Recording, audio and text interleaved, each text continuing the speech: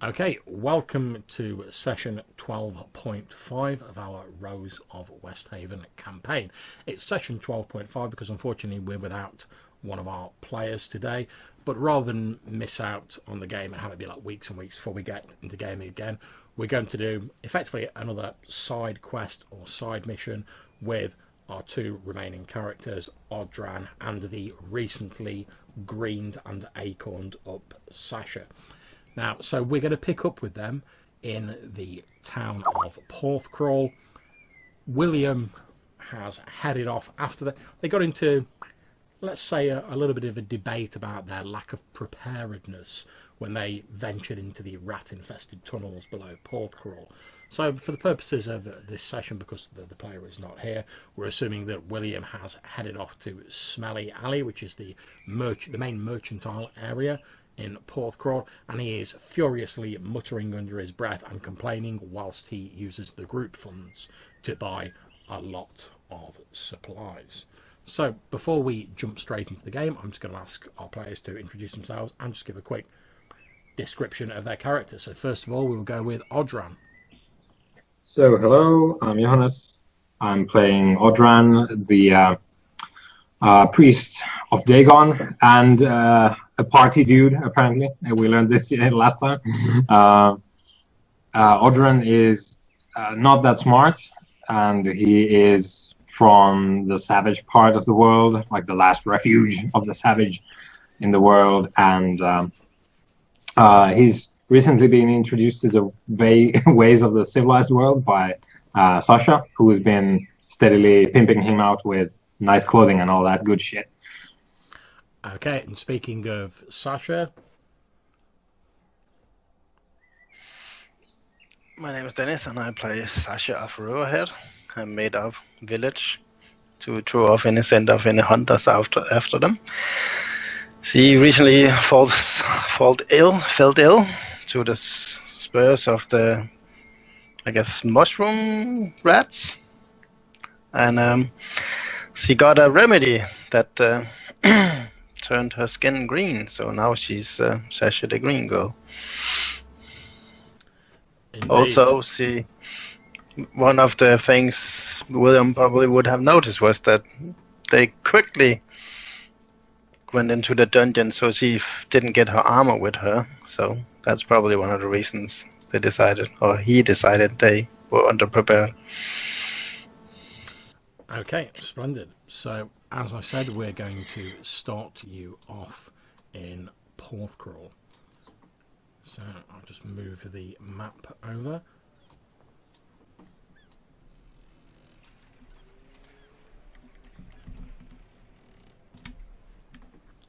There we go.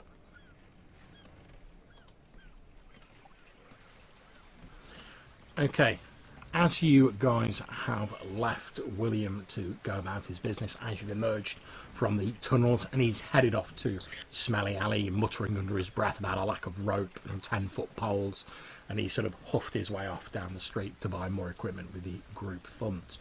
You can see that there is a thick gloom fog has rolled in from the coast. This sort of thick green, almost like pea soupy miasma hangs in the air. There is a heavy rainfall splattering down around you. You're just considering what to do yourselves. A few people are giving you funny looks, Sasha, probably due to your recently acquired skin coloration. But no one's actually sort of like remarked or challenged you on it. You're just getting a few people sort of like nudging each other and like pointing at you or sort of like whispering behind their hands as you go past. You're just considering what to do when, Sasha, you spot the familiar figure of Poppy, Brock's wife, the innkeeper's wife, rushing towards you. You can see she appears to be heading like directly towards you, Sasha. She looks extremely panicked and flustered. Her hair is a mess. Her clothing's obviously been like thrown on very quickly, and she's hurrying towards you across the street from the direction of the Siren's Whisper.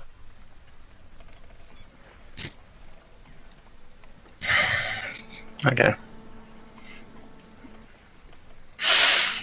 To pull her tricon hat down a little, try to look occupied. Poppy reaches where the two of you are standing, and she walks over to say something to you. Then she sort of stops and like starts back a bit as she sees your green skin coloration. But after a couple of moments, she seems to sort of like collect herself, and she says, "Oh, Miss Sasha, please, I need your help." Poppy, I didn't see you. Is everything okay? No, it's my husband. He's not well at all. A fever has claimed him, and he's saying such strange things. I don't know what to do, but I remember that the last time he was angered, you and your friend there, and she casts like an appraising eye over the thickly muscled Odran who's standing next to you. I remember that you were able to. The two of you were able to calm him down. I really don't know what to do. She looks up at Audrey. I guess we could take a look. Mm-hmm. Get out of the rain. Oh, the rain is nice. And you can see Audrey is just like hanging out. He enjoys being in the rain more than in like sunny, dry weather. Indeed, yeah. Odran looks like happier than you've seen him for ages, to be honest. He's standing there with the rain cascading off him. He looks like he's in his element, no pun intended. No. But Poppy's like pulling on your arm, Sasha, and she's like, please, sir. Yeah. Yes, okay. She doesn't really want to do it because she just got better from the last illness. So she's a little hesitant, but she will follow her and kind of pull up her mask, her Highwind mask, to in a feeble attempt to shield herself from any disease. Okay, you're led down the road by Poppy to the Siren's Whisper. Obviously, it's very familiar to you guys. You've been in there a number of times. You know that there's basically the bar area, a small cellar, and 2 rooms coming off it, one of which is used for guests and once held yourselves at one point in time, and Salazar at another point in time. However, now it appears to be empty. The other is Poppy and Brock's living quarters. As you walk into the Siren's Whisper, Poppy leads you to the door to her and Brock's sleeping quarters, and as she opens the door, you can see a feverish and pale-skinned looking Brock lying on his bed, sweat soaking into the sheets around him. You can also see a very tall man who, now Brock's fairly big and he's fairly muscular. This guy makes Brock look like he's a weakling. He almost looks as though he may have giantish blood or something like that. And his face has a sort of a bit of a similarity to Brock's, and he's looking down at him. He glances up as Poppy opens the door, and he's like, "I told you, Poppy, we don't need any outsiders in on this. He'll be fine, he'll be fine." And just as he's saying that, Brock lets out this scream and starts thrashing about, at which point the muscular figure sort of holds him down. Poppy goes, "Alf, I know he's your brother and everything, but does he look like he's fine?"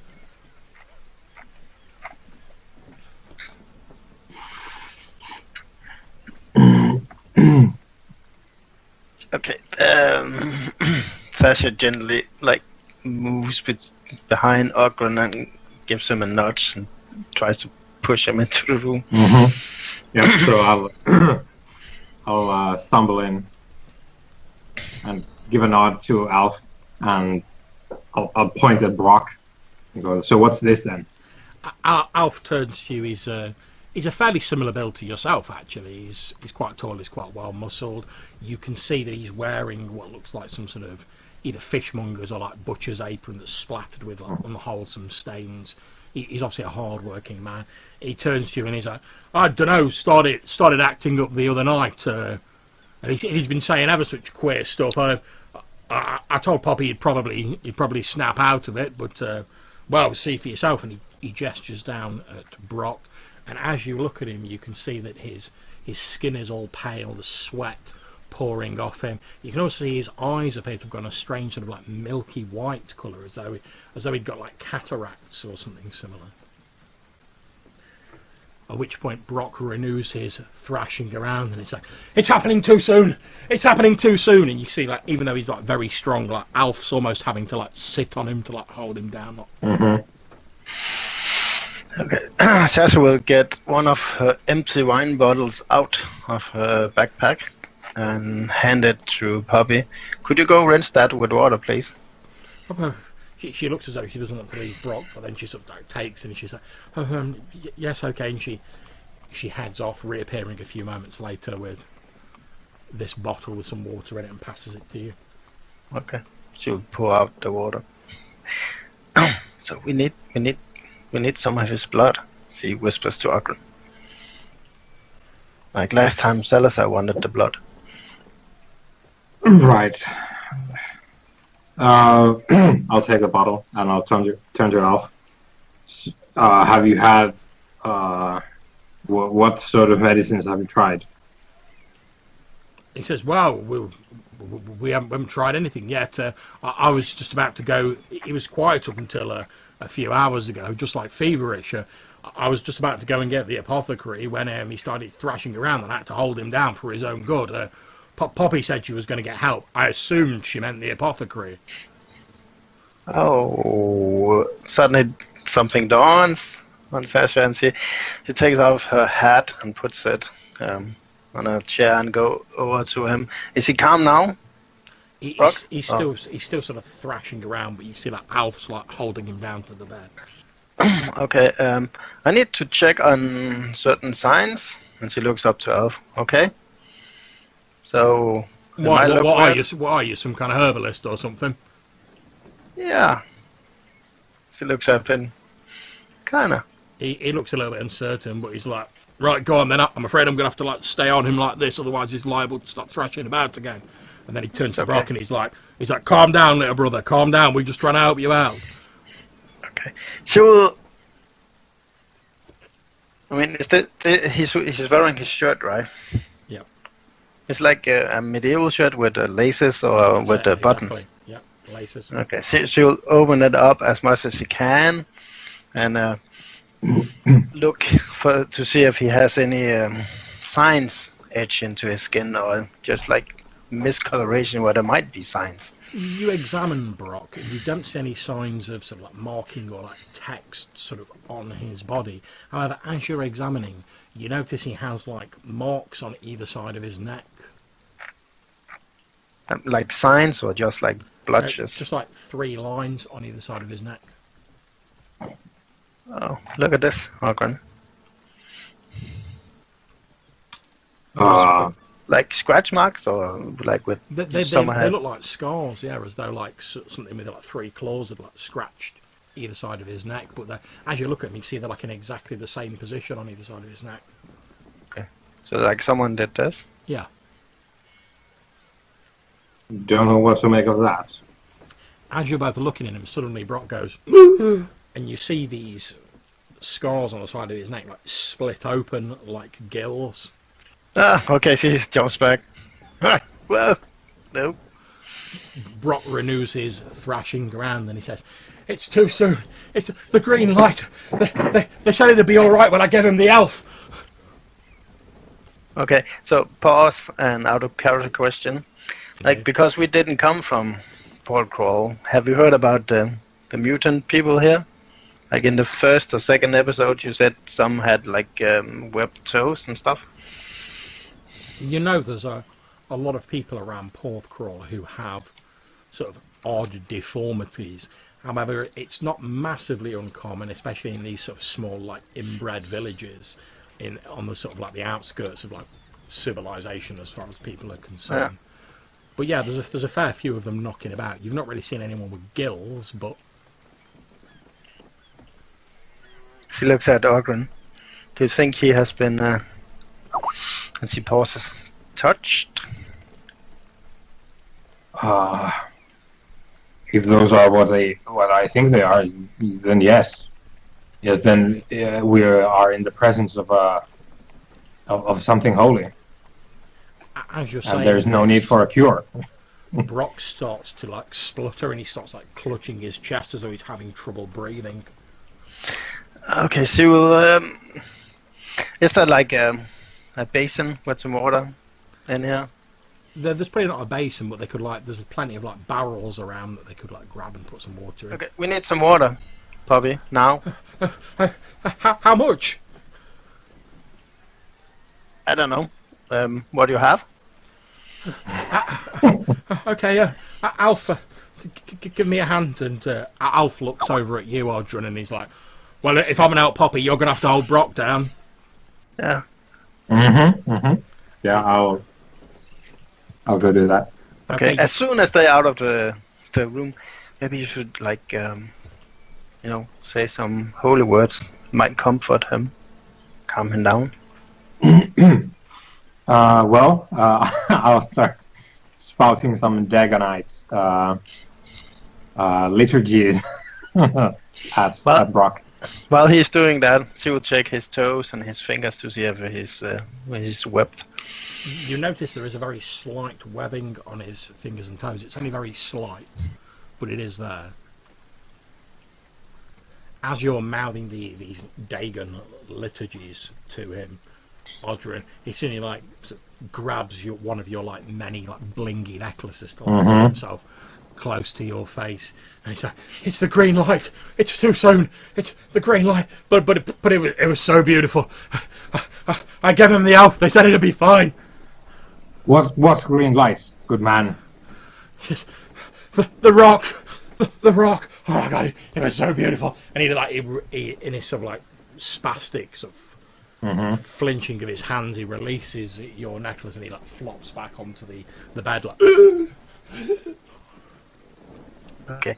Says well, now, Poppy. Poppy comes running back in with Alf, who's obviously doing all the heavy lifting. They've got one of the half barrels that they use for a table. They've obviously boshed the top off it. They bring it in, sort of swilling water out the side of it. They put it down. It's about sort of half full of water. Okay. She plonks it down next to the bed. She's like, oh, is that enough? I got as much as I could. Yeah. So she will take her scarf and dip it in the water, so it's really soaked, and put it on his gills, and hope that will make him ease up a little. You put it around his neck, and that does seem to calm him down a bit. He's still sort of thrashing about a bit, but it subsides, so it's only just feeble, sort of shaking and moving. He's not sort of violently throwing himself around anymore. Okay. He's changing. She looks at Poppy. We need to get him.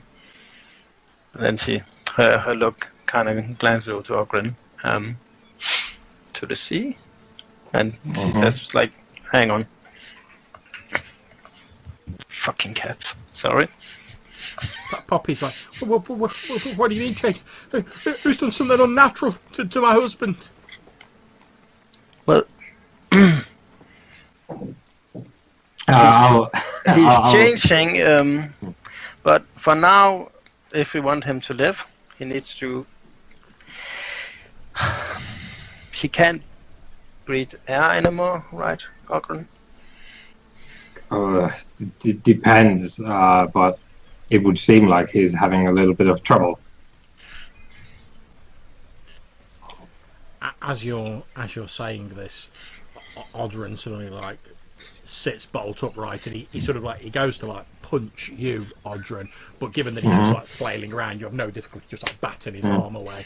And he's like, "I'll teach you to bewitch my wife, you blue-skinned devil!" And he doesn't even really seem to be seeing you. He just sort of he's obviously having some sort of fevered vision. He swings his fist at you, and you're just no, and just knock it away. However, you can feel as you push his arm away, despite the fact he's ill and he's in a fever, he does seem to still be very strong. You suspect if he'd swung at sort of Poppy or Sasha, they probably wouldn't have been able to deflect his blow. It's only because you're a similar sort of build to him. Yeah. We should probably get him to the water. The water? What are you talking about? Says Alf. What devilry is this? It's no devilry. He has the gills to breathe water. You point at his neck, and Alf crosses himself, and he's like, "Lord preserve us." This has nothing to do with your lord. Yeah, let's leave the theological debates later, and she kind of nudges Ogren. He mentioned something about a green rock, and she takes off his blanket, and so that they can carry him out. And she looks at Alf. Alf like scoops him up, so he's like holding Brock in his arms, who's still like feebly twitching, and he's like, "Well, if you think the water will help him." Do you still have that rock, Alf? What rock? I don't know what you're on about. Well, he mentioned a rock that he gave to you. He ain't giving me no rock. I I ain't spoken to him for the best part of a week. I only came down here just to get a drink and like catch up with him, and then when I was coming in, I saw Poppy were in a state, so I tried helping out. Normally I'm at my stall down at Smelly Alley at this point, but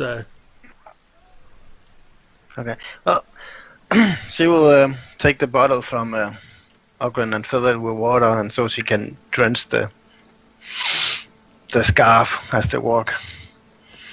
Okay, so I presume you guys are sort of like heading to the nearest body of water and sort of dropping him in, basically. That will cure you. That's okay. how we do it. So he's carrying him alone, so she can like walk behind with Ogren. Yeah. Didn't he say Alf had the rock? No, he was. I think he was talking about giving someone an elf, like the kind you find in the woods. Oh. An elf, not to Alf. Who's that elf. guy? Okay, yeah, okay, makes sense. So Damn elves. So there's someone with a green rock, right? Like we saw in the rat caves, in the catacombs. Like the dwarf wrote about. Who presumably has wanted an elf, and Brock brought him or her or it an elf. And I don't know, maybe the rock changed Brock, but that's only I struggle with it because this is clearly a sign from Dagon, and Dagon has nothing to do with green rocks, as far as I know. As you're getting to like the sort of like the shore where the docks jut out into the water, Alf basically just doesn't even stop. He just sort of like runs into like the shallow part of the water, like carrying Brock with him, and sort of like lays him down almost gently in the water. At which point Brock sort of like bobs under the water and then emerges from it, which is like his head, his eyes still like milky white, sticking out of the water, but he seems to have ceased his thrashing around, and he seems almost strangely calm as the rain sort of pattering off his head, floating just above the water. I point at him and say, you see, this is right for him. Alf sort of takes a few steps back, sort of out of the water, and he's like, well, I don't know about that, it all seems a mite queer if you ask me.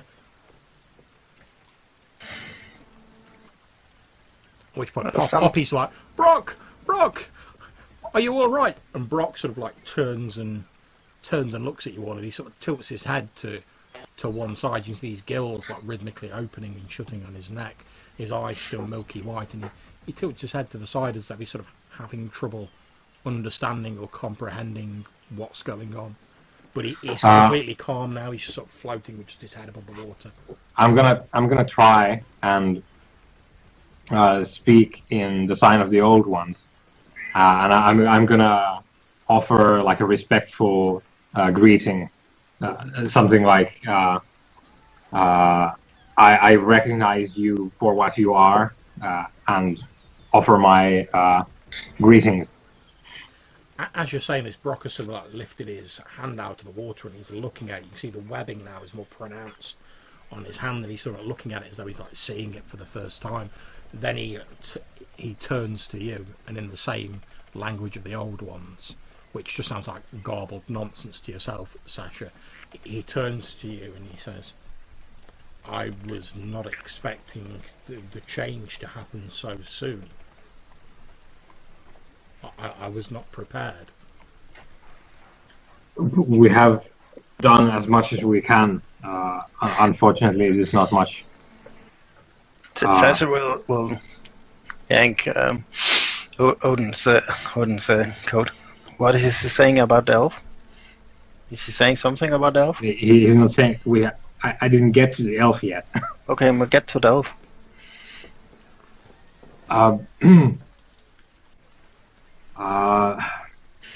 Good brother. I am curious, as is my friend here, that you mentioned there was an elf and a green rock, and we are most curious about these things.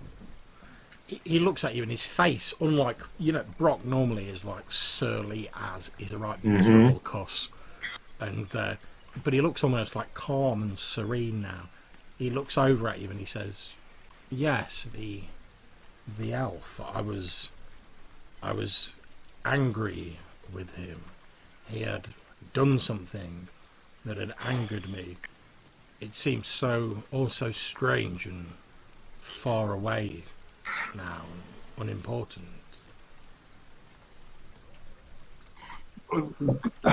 Could you remember what happened? Yes, as I say, I was angry with him, so I went to my family and I asked them to take him through the tunnels from his own house. And with my help, they did take him. They took him to the rock, and I followed them there. They told me that it may make things happen sooner, but I did not expect them to happen this soon. But all I can remember is the shouts and screams of the elf and the beautiful light coming from the rock. And where could we see the beautiful light if we wanted to go there? There are tunnels running below this place. Some of them run below the elf's house. My family used those tunnels to gain access to his house. And the rock is below the ground. Yes, there are many tunnels, but if you wish to, since you have helped me, and he's still sort of looking at his hand, if you wish to enter those tunnels, I believe the way is still open in the elf's house, but I would not be able to go with you. Already I can feel the sea calling to me. Yes, and I like take a very quick glance at Shasha, and I go, elves underground tunnels below the house. And I turn back to Brock and I say, you're free to go now, brother.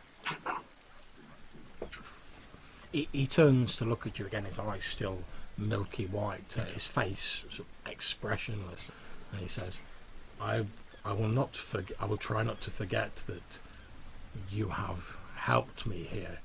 I am grateful. And then he just, without saying any more, he turns. There's a splash as he dives under the water, and you lose sight of him as he swims out to deeper water. A few moments later, you see a few items of his clothing float up to the surface. Yeah, and I say, still in the sign of the old ones, I say, praise Dagon. I reach my hands up to the rainy sky. As you're saying this, Poppy is sort of fallen down on her knees by the water, and she's like, Brock, come back, Brock. She looks absolutely distraught. There's tears running down her face, mingling with the rain. As you guys are just like, yeah, you've turned into a fish man. Off you pop. Nice one.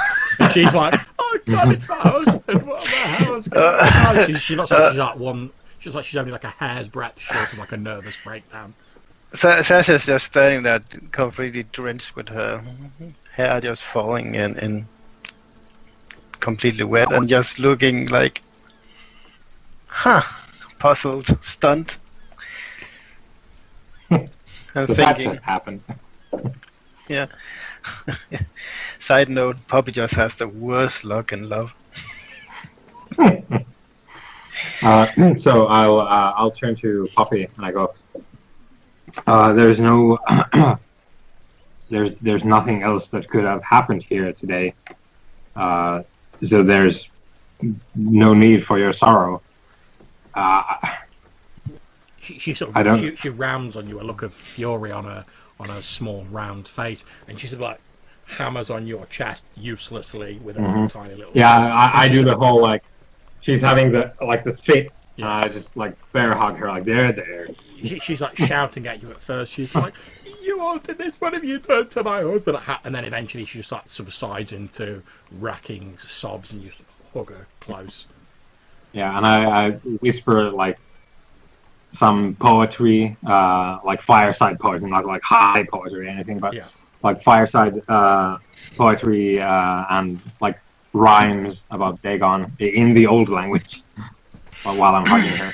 It doesn't seem to calm her down much, but you think sort of like obviously the emotional toll of like looking after her husband while he's ill and then seeing all this. As basically she's got nothing left to give, and she's just sort of sobbing her heart out, her face buried in your chest. Meanwhile, Sasha, you're looking across, and like Alf stood there looking like entirely like bewildered, just like looking out to sea, like scratching his head. She turns to Alf. You'll take care of her, right? I mean, Well, yeah, of course, she's family. But this is all properly queer and no mistake. I don't know what to make of it. no, but someone has to take care of her and the Siren's Whisper, I suppose. He's like, well, I don't know about that. I mean, I'm just a simple butcher. It was my brother who wanted to get into all that line, but well, I do what I can for his missus, obviously.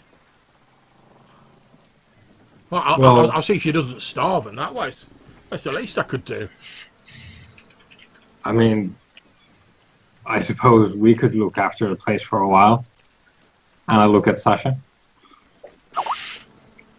Yeah, I guess we could. We've been friends with Brock and Poppy for a good while now. So Alf says, well, I suppose with Brock having gone, assuming he's not coming back, well, yeah, the tavern will go to Poppy, so I suppose it's up to her what she wants to do with it. But, like, well, she's in no fit state to, like, manage it at the minute, is she? No, let's go back to the Siren and fix her up a nice warm toddy or something. Okay, so you all make your way back to the Siren's Whisper. Does Ogren look extraordinary happy now? Well, oh yeah, he looks like this day is just getting better. Like there's rain, and then there's like Dagon's holy signs right in front of him. He's feeling like justified in everything in his life right now. Yeah, like I said, if you thought Odrin looked happy when like the rain was coming down, now he's almost glowing. He looks like happy. You've got Alf who's like walking along, he's like bewildered. Poppy is still sort of, like sobbing and looks heartbroken. And Odrin's like, Everything is coming up, Odrin. That's it. Okay, you head back to the Siren's Whisper. You make Poppy a hot toddy. You put a blanket over her shoulder.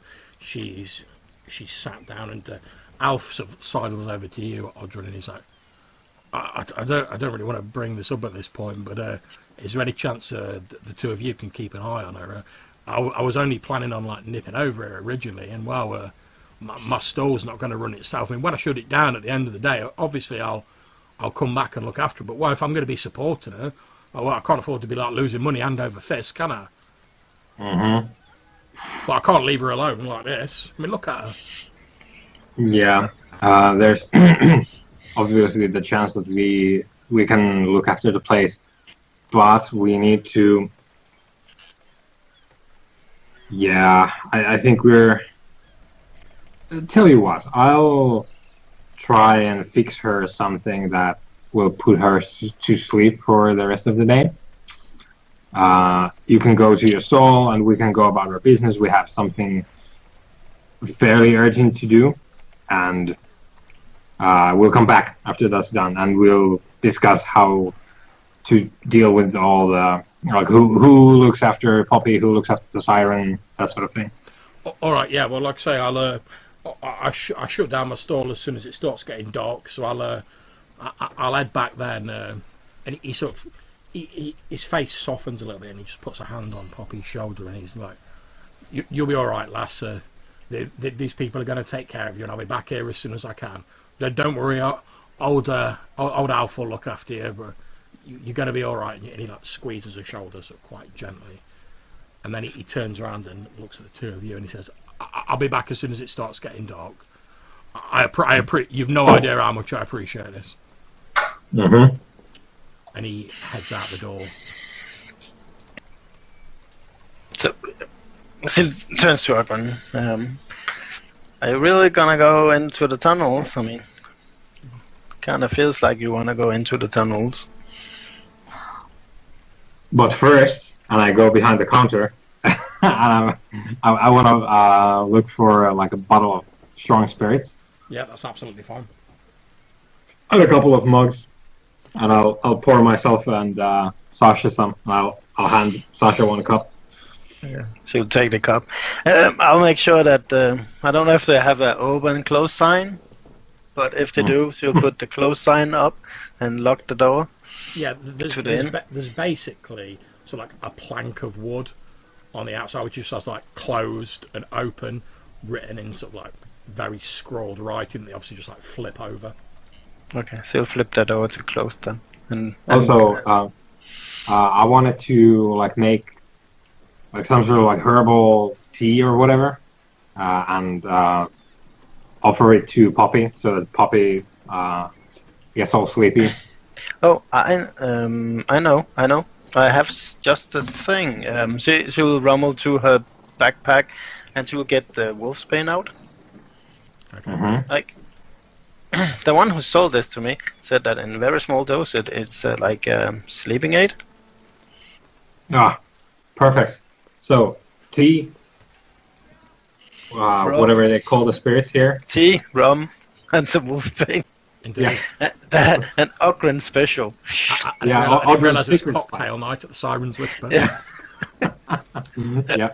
Okay, so you guys do that. You give this to Poppy. She does start looking a little bit drowsy. You just sat there drinking, considering your next move, when you hear a knock on the door of the Siren's Whisper, and you see Poppy sort of like bleary-eyed through the haze of this wolfsbane, sort of looks up with like a hopeful look on her face, and obviously she remembers that Brock's gone, and she sort of like slumps down, half like falling asleep in the chair with the blanket still over her.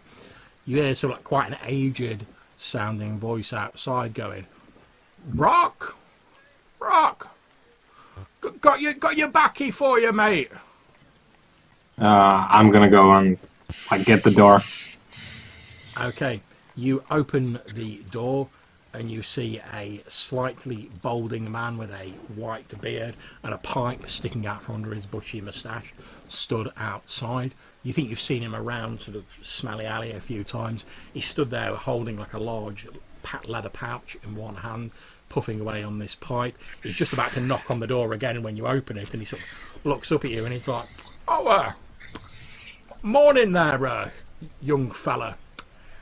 Brock in, I've got his backy delivery for him, and he waves this little pouch. Yeah, Brock is.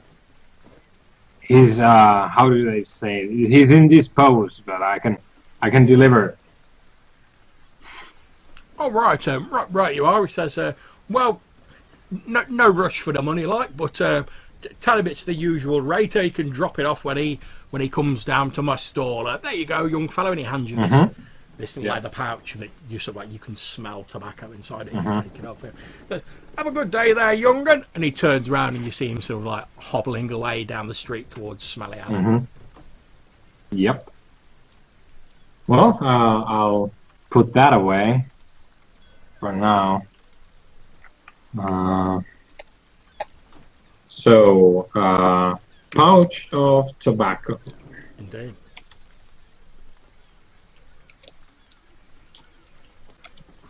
As you head back into the Siren's Whisper, you can see that this sort of diluted wolfsbane cocktail that you've given Poppy has had the desired effect, and she's sort of like snoring softly as her head slumped on her chest. Yep. I'll pick her up and because they live here, right? So I'm gonna try and find where they sleep and like tuck her in. Well, you know that the room that her and Brock sleep in is the one that he was previously sort of like fitting in, effectively. Mm-hmm. Yeah. So I'll go back there and tuck her in. Yeah, you pick her up with like no effort whatsoever. She weighs like next to nothing. She's a tiny woman. You scoop her up and place her on the bed, pull the sheets over her. You can see she's still sort of like tossing and turning a little bit in the bed, but she is in a deep sleep. Yep. Okay, Sasha? He's been doing that. Sasha has been up looking through Poppy's clothes to see if she can find something that's dry, and she will borrow it. Yeah, that's fine. You can find yourself some dry clothes. Both you and Poppy are sort of fairly similarly sized, so it's not a problem. Yeah. It's all fairly sort of crude stuff. There's nothing fancy, but there's like blouses and stuff like that, and pairs of like trousers and stuff. It's okay. So, as long as it's dry. Oh yeah. That's the main. And she will go down. Should we go?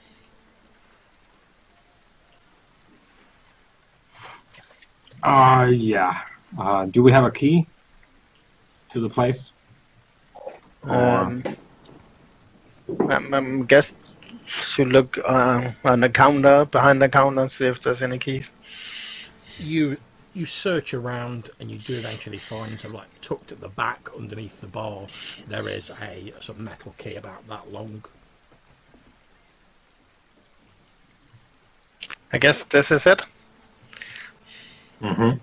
You wanna? Well, it's still raining, so that's pretty annoying. Let's go down in the cellar here and look for any tunnels. Mm-hmm. They mentioned something about tunnels running through the whole place.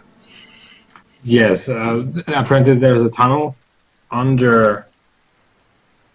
Well, I haven't seen many elves around here, so I presume it's under Maarku's house. In fact, saying that, you've seen like no elves besides Maarku. Yeah.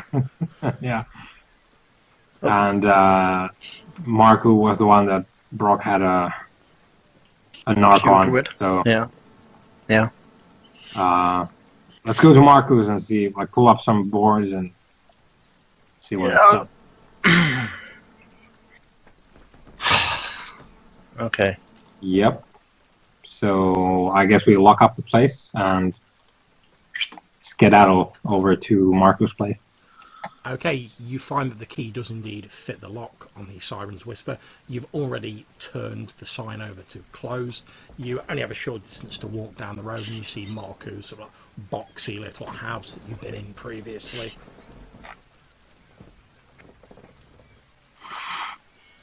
Yeah, so I'm fairly familiar with the place. I get in there and start looking if there's like a hole inside the house somewhere. If not, then outside. Okay, that's absolutely fine. As you head into Maarku's house, like you say, you're fairly familiar with it. You've all been there previously. You stashed some gear there once upon a time. As you're looking in, you can see that it looks as though there's been a disturbance in here, like the furniture's knocked over. There's sort of like broken crockery about, etc. And as you walk in, there's a very faint sort of floral smell in the air. I think our stash was still here because we hadn't managed to sell it yet, right? But did you sell it in the days when I was sick? No, because the only thing we did was this magical, like, fear and loathing in fucking Porth Crawl.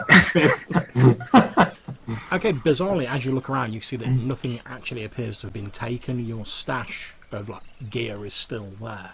Some of it's been like knocked over and sort of disarranged, but as you do a quick tally, you see that it doesn't actually appear to have been taken. Well, it does smell like elves in here. She looks at Audrey.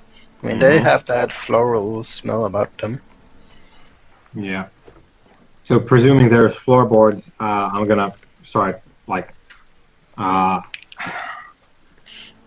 knocking on them with my cudgel, and if I get like different noises, then I start pulling them up. Okay, you start poking around with your cudgel, and you've just sort of like got to the back of the sort of main room of Maarku's house, where you can see there's like a sort of Hessian blanket or rug that's been like thrown on the ground, and when you poke that, the blanket's obviously just been like thrown over a hole in the floorboards, and as you poke down with your cudgel on the blanket, it disappears into this hole below, and you can see sort of like a rocky tunnel leading off below it. So here we go. Yeah. Have we a light? Well, we have some lanterns. Lanterns we have sound good. one lantern. Hang on. She's gonna grab some extra bottles of oil from our stash. Okay. I think we had some. And I guess we should go, huh? Mm-hmm. Okay. Yeah, so we descend with the lantern, presumably. Okay, you start making your way down into the tunnel.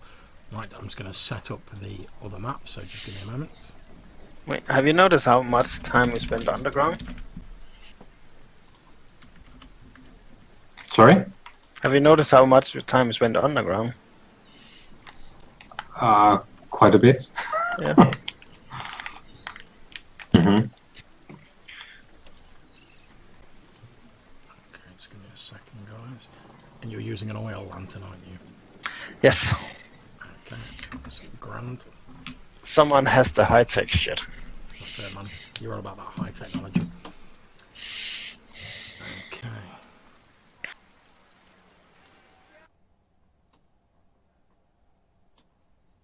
I guess the good thing is it isn't raining down here.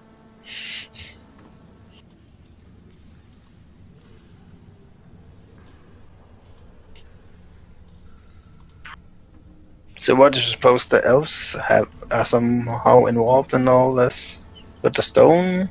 I don't think it's more elves. Just the elf? Yeah, it's just one elf, and Brock said that he gave the elf to his family, so I presume there's more like him down here.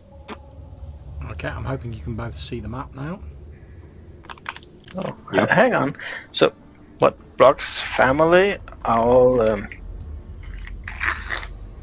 fish people? Well, some of them could be. And fish people are blessed by Dagon? Yeah. I say that as if, like, Obviously. duh. Okay, so I guess the elf is the one culprit here? I couldn't say, like, I don't know, but I suppose we'll find out when we find the elf. Or Okay. whoever is. As you're having this discussion, Sasha has lit her oil lantern, and you find yourself walking down a dark, roughly hewn tunnel. It's quite damp here, as the flickering light of the lantern reflects off the glistening walls. You can hear dripping from nearby, and the sound echoes strangely down here.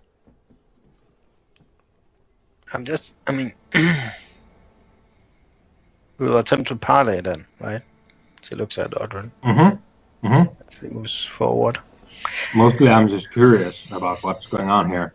And there's Okay. a rock that I think might be, if nothing else, invaluable. So, you're saying that they're born with they're born fish people, but they will change when they get. Some. It depends. It depends, but yeah, I think he was born like that.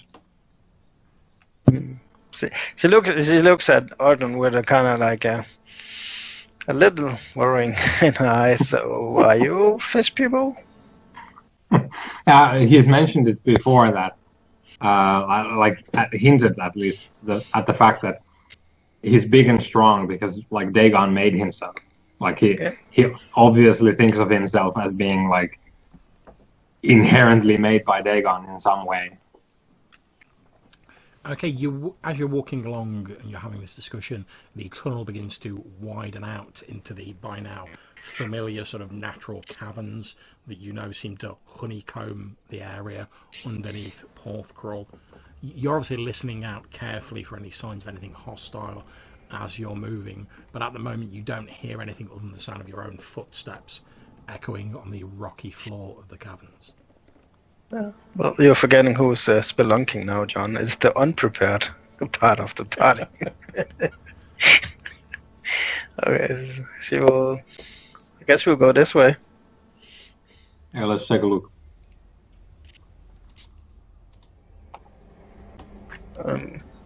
We don't have all the stuff, I mean, but I guess how important is it, to mark the passage with chalk and stuff, right? Nah, we'll just pray to Dagon. Yeah, we'll figure it out. Okay, as you're sort of walking along your lantern, you catch sight of what appears to be a small pool of liquid, and I'm just going to draw it on the map quickly for you. Sort of like about here.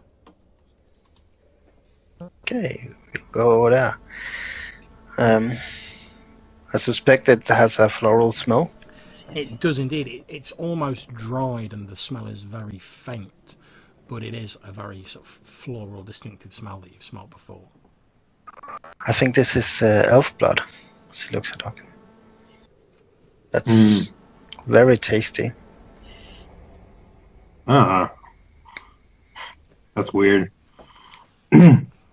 As you're as you're moving further into this cavern, and you're sort of stood around this like pool of what you assume to be elf blood, and Sasha's sort of moving further in. Sasha, you can hear the sound of like lapping water somewhere up ahead of you, sort of coming from this direction.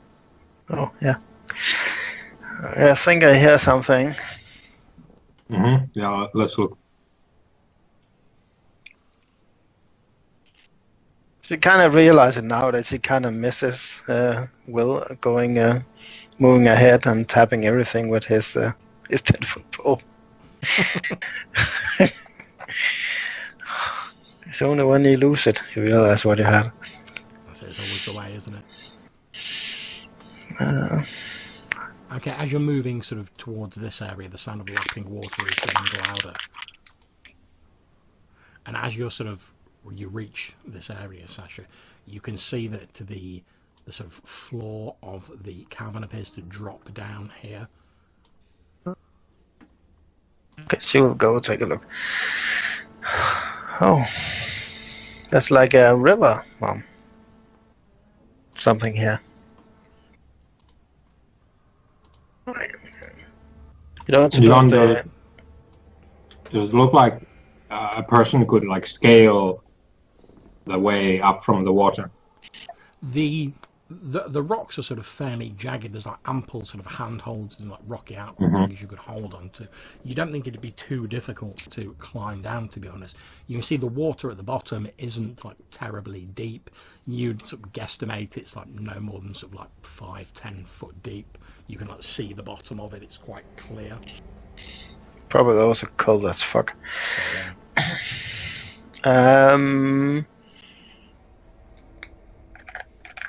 I suppose it would make sense they're in the water, right? She looks at Autumn, but I guess we could look on dry land first. Yeah, the water isn't going anywhere. Right, yeah. Let's just go this way. Okay, as you move along, you can see as you're heading down this tunnel, it opens out on either side. And you see that sort of the pathway you're heading down drops down on either side sort of fairly steeply. And again, there is water on either side of you, although the water is a lot sort of like murkier and less clear here, so you can't really be sure how deep it is. Okay. So would it be fair to say that the first body of water was like a flowing one, and these are stagnant pools, or? That's certainly a good approximation. As Sasha moves on, you're just about to follow Oddrun when you see in the sort of like the fading light of the lantern as Sasha's moving forward, you see something sparkling in the water here. Hey, Sasha, bring the light back. I think I see something. Oh. And I go towards the edge. Okay, you can't entirely make out what it is. Like I say, the water's quite murky, but as you're peering in and the light reflects off the surface of the water, you can see what appears to be almost like a metallic sheen, something like metallic under the water. Mm-hmm. Wanna go in?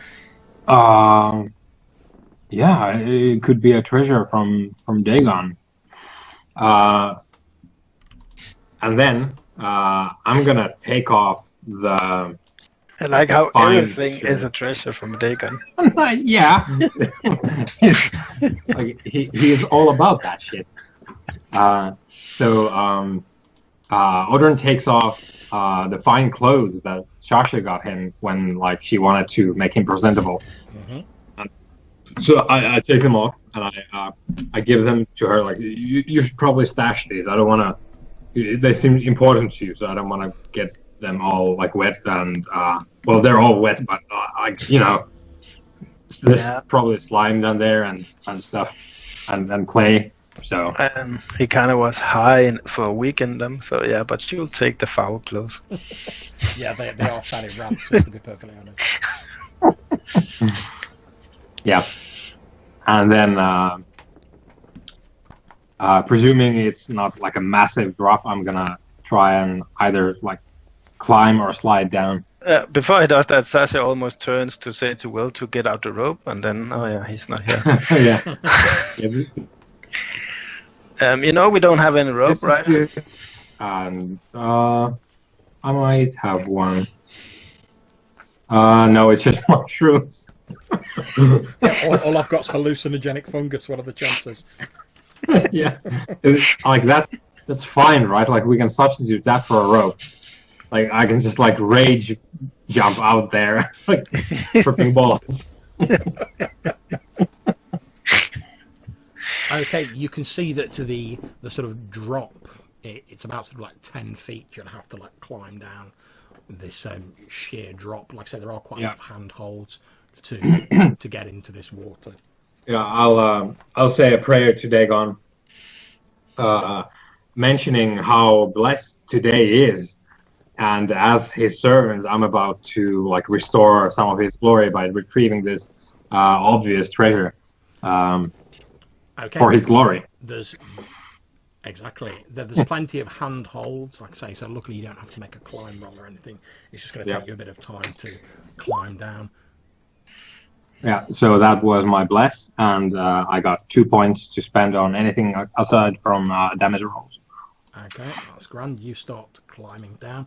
As Oddrun's climbing down, Sasha, you notice there appears to be a disturbance in the water on the other side of the path that you're stood on. Oh.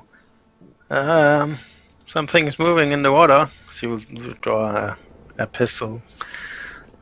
I'm gonna say in the sign of the old ones that basically like we come in peace, we are friends or allies or however that translates. I say that and then I say in English to Sasha, like, just say that what I just said, if there's like,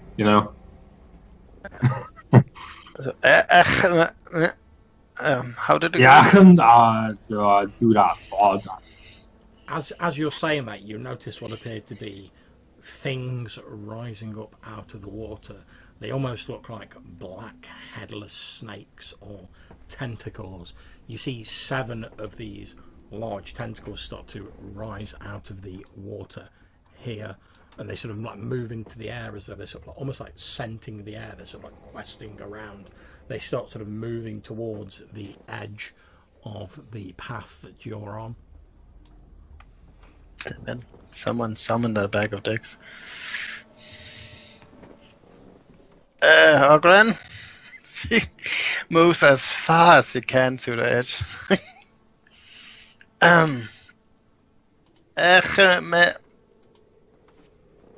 friends. Okay, can you please make me an attack roll as these tentacles try and grapple you, Sasha?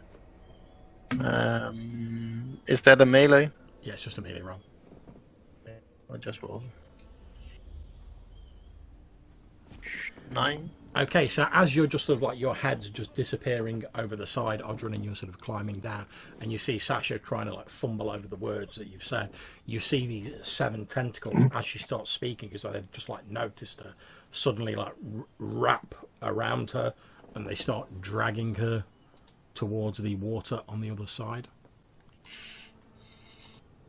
Okay, she will panic and fire her pistol into the mass. If she can do that. You do realize we'll both be deaf. Like in the fucking...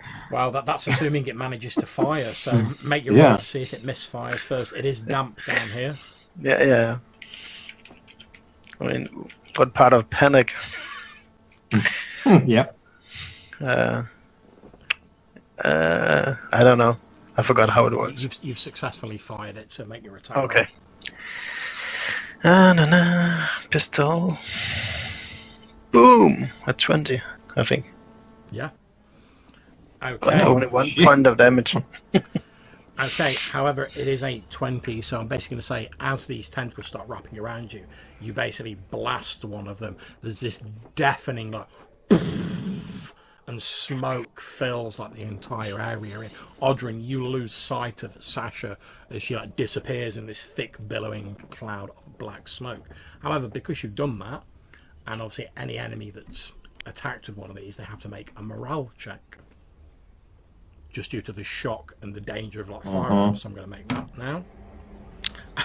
Okay, right, Sasha, you fire your pistol off, sort of like destroying one of these tentacles, and you hear this high-pitched sort of burbled scream coming out of the water. Then as the smoke begins to drift away, you notice that the other tentacles have actually released you, and they're sort of snaking back into the water. Okay, so she will, like, on her back, move away like a crab this way. Okay, like, go for it. no. I don't like this place, Ogren. I don't think they're friends. Mm-hmm. Ogren? Okay, John, you've reached the bottom of the sort of climb that you were climbing down, and as you're sort of like moving around in the water, you can see what appears to be you presume a corpse wearing metal armor, like full plate armor, lying at the bottom of this pool. alrighty then. So the water isn't like extremely murky. I'm gonna try and dive up there. It's odd, but as you're sort of looking at it, it's not dirt as you first thought. It's as though like someone's like spilled ink or something similar in the water. It's got like a slimy sort of feel to it. Kind Okay, of like if there was grease. Yeah. a octopus in the water or something. Yeah. Like I said, I'm gonna try and like dive the corpse up. So you're actually like pulling it up out of the water. Yeah, I'm just gonna go down Okay. there and like try to like lift it. You've got the strength. You manage to sort of like you put your arm around its neck and like lift it out of the water. It is quite clearly a dead person wearing a full suit of plate mail. As you're lifting them out, you can also see sort of lying where it fell underneath the body is what appears to be a pole arm. And you can see a sort of tattered bit of like a surcoat, which is obviously decayed badly in the water, but you can just about make out the coloration of the town guard of Porthcrawl, although the design looks like a little bit different than the one you're used to. Like old timey, Yeah. not like the modern and good stuff that we have. Oh yeah. Uh, I mean, who wears plate Right. armor nowadays?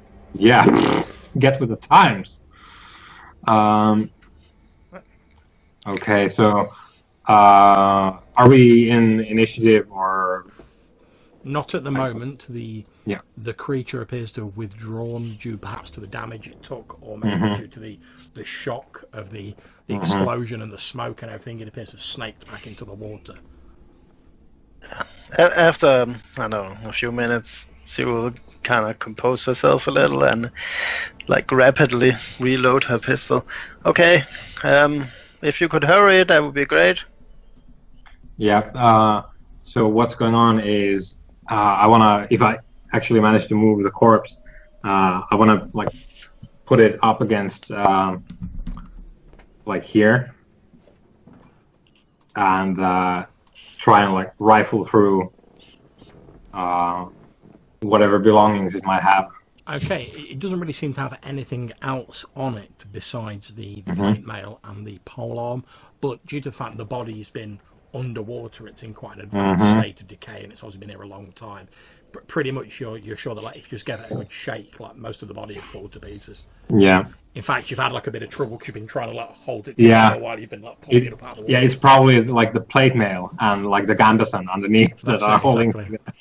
Well, you should just do the Ogren shake, right? Like just shake it, all the decaying bits come out of it. And then it's just a skeleton. If I go and fetch the polearm, like, does it look like it's in like any sort of functioning state? It has rusted, obviously, because it's been underwater. You think it could be salvaged, but it'd need a bit of like tender loving care to bring it back to working condition. Yeah. Likewise with the plate mail.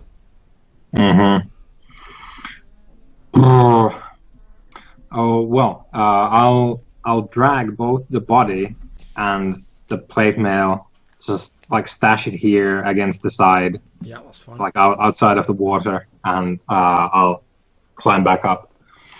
Yep, you scale the sheer surface till you're stood next to Sasha. You can still see sort of over here the water is rippling and disturbed, but for the moment, whatever creature is in there appears to have thought better of interfering with you. Perhaps it thinks, oh, you know, you're not such an easy meal as it originally thought, and it's like obviously like rethinking its strategy.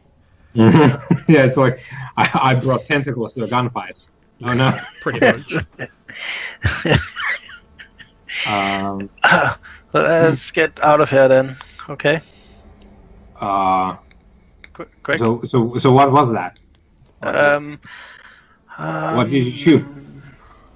I don't know. Some underwater demon thing. So just let's just go. Okay. All right. Were you hurt? No. Okay, good.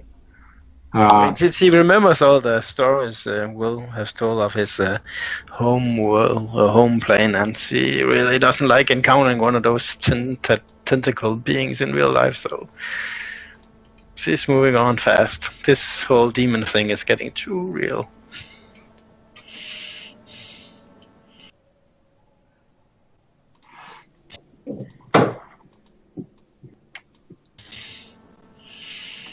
So, are you carrying the plate mail and all that? Or? No, it's stashed up against the side of the earth bridge that we just came off. It's here. I'm pinging the spot. Okay. Okay. Yeah, I left it there. I'll put a little mark where you left it. Yeah. There we go. Okay. That's okay. Phew, no more water.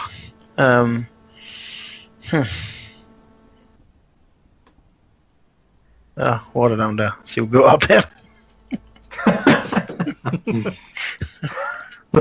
Yeah, I like Audrin like is heading this way, and they're like, oh, I guess.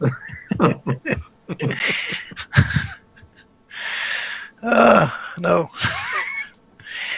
Let's see what's here, right? It's just more water. I don't think there's water here. Yeah. Look. Huh. Don't get too close. I mean.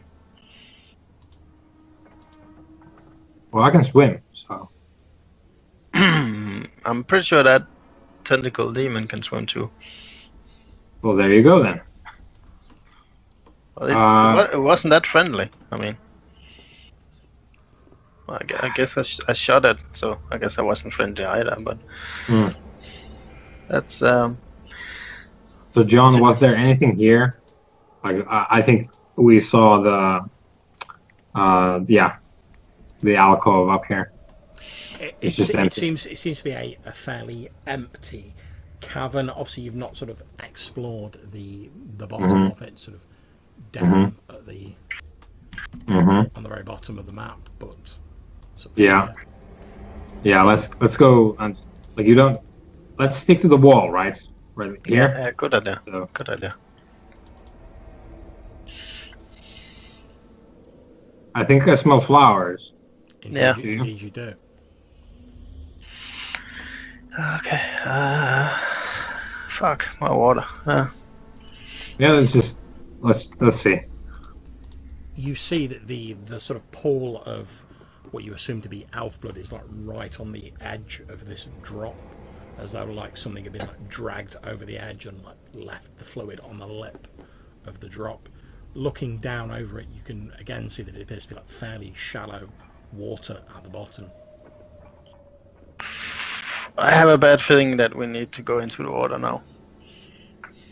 But yeah, I mean, if the elf has been bleeding here, obviously they brought you here, as you're and I think this discussion, you hear like a hissing sound from your lamp, Sasha, and it starts to sort of gutter, and the light starts to fade.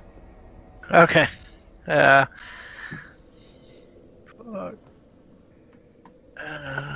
Yeah, get the oil. No. We're casting darkness now, or what? I'm gonna, like, I have a different. I mean, fuck it. She will cast light, John. Okay. Now, for the benefit of anyone who's watching, what's the duration of that, and how much light does it produce? I mean, do we really need to talk about duration? I mean, well, yeah. It's not super great. It's 3 turns per caster level, so that's 6 turns. Okay, and what extent is the light? How much does it produce? It has a range of 120 feet. It will cast a light source equal to that of a torch. Okay, splendid. It is immobile if cast on an area, but if cast on an object, it will move with the object. So that's for she will cast it on her pistol. Okay. It will emit no heat, nor can it be extinguished by water or high winds. Okay, so as the lantern gutters and dies, Sasha whispers some arcane words over her pistol, and suddenly the entire cavern you're in is illuminated. Okay, quick. And she moves into the water. Okay, yeah, there's plenty of handholds. You don't have to make a climbing check. Yeah, and Audran, like before going down, he's like, "But you just said you don't." What? Yeah, but we don't have a choice. Come on, before the magic fades. Now you embrace the destiny that lies before us. Praise Dagon. Okay, so I'm just going to move you onto the next map. Just give me a moment, guys.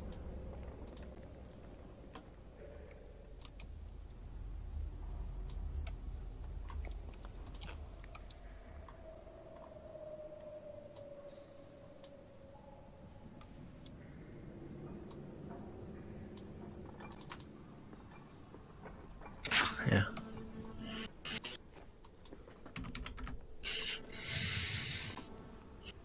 A green-skinned sorceress and a priest of Dagon. Mm-hmm.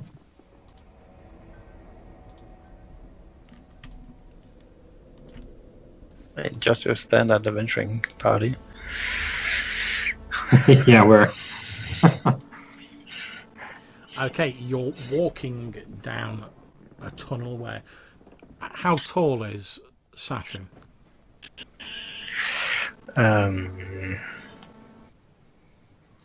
guess around 5'5" or 6, thereabouts. Okay, the water level where you are at the minute is 5 feet deep. So obviously it's quite sort of high up on your body, Sasha. Luckily your light isn't affected by it. Obviously, Audran, you're sort of like, you're quite statuesque, so you're sort of like you've got a bit more distance between your face and the water. Yeah, so you can see her head and her arm stretched up with the glowing pistol. So if it gets much deeper, I can't, I have to sit on your shoulders. It is not a problem.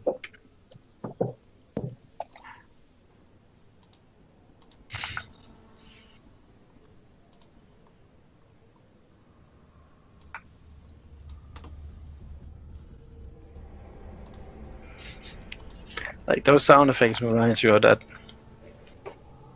Undersea, that spooky game. Undersea? I think it's called Undersea. But it's kind of like under London in some caves, and you have a diesel boat, and you explore the undersea. Oh, that's Sunless Sea. Oh, Sunless Sea, yeah. It's super spooky. Okay, you continue splashing through the water, light being shed from Sasha's pistol. Oh, I see a friend. Okay, in fact, let me just alter your lighting a bit, Sasha, because it's not showing quite as much as it should do. So just give me a minute. There we go. That should brighten things up for you. Oh. Okay. Damn. As the two of you move around this corner, you can see sort of over here, stood on the edge of a ledge down to what you assume may be deeper waters, there is this humanoid with its back to you. It has like a slimy, almost fish-like skin, and as you're watching, you see its arm sort of go like that, and you hear like a blum, as though it's thrown something into the water, and then there's like a splashing from the water below the lip. Okay, let's go, Parley. She whispers. Mm-hmm. I mean, How about the lamp? Like, get the lamp. oh yeah. At which point your light goes out. Okay, she will fumble in the dark, trying to fill up her lantern. Yeah, I guess I'll lift her to my shoulders so that she can do the whole thing. Okay, roll With the your lamp. d6, Sasha, since obviously you're trying to light this lantern like in the pitch black. Anything but See one, how you're man. fine. Yay! Okay, so you're fumbling around in the dark trying to light your lantern when perhaps you spill a bit of oil on your hand or something similar, and suddenly there's a and everything is plunged into darkness. Oh fuck.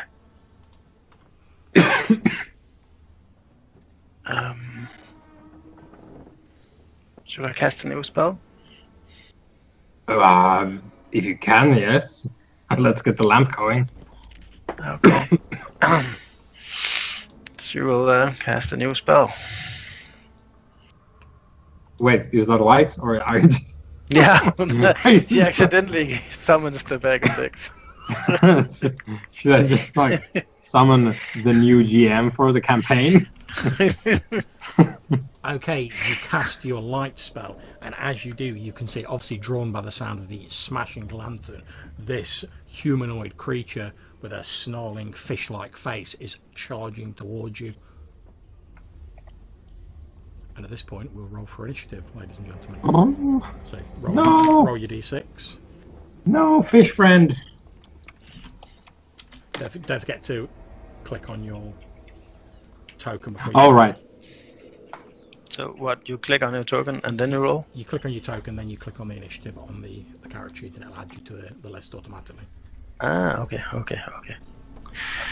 You're doing it fancy stuff. I just have to find the initiative. Is there an initiative? Oh yeah, there. So it's just the dexterity roll then, right? Or no, the dexterity adds to it. I don't think there's a button for it here. Hold on a second, let me just have a look. What happens if you click initiative and roll? Sorry, dex. What is that? That's a d20. Okay, no. Okay, it's all right, guys. Just roll me your d6, and I'll sort of manually add you onto the list, and then I'll update it. Yeah, so I'm at 5. Me too. Okay.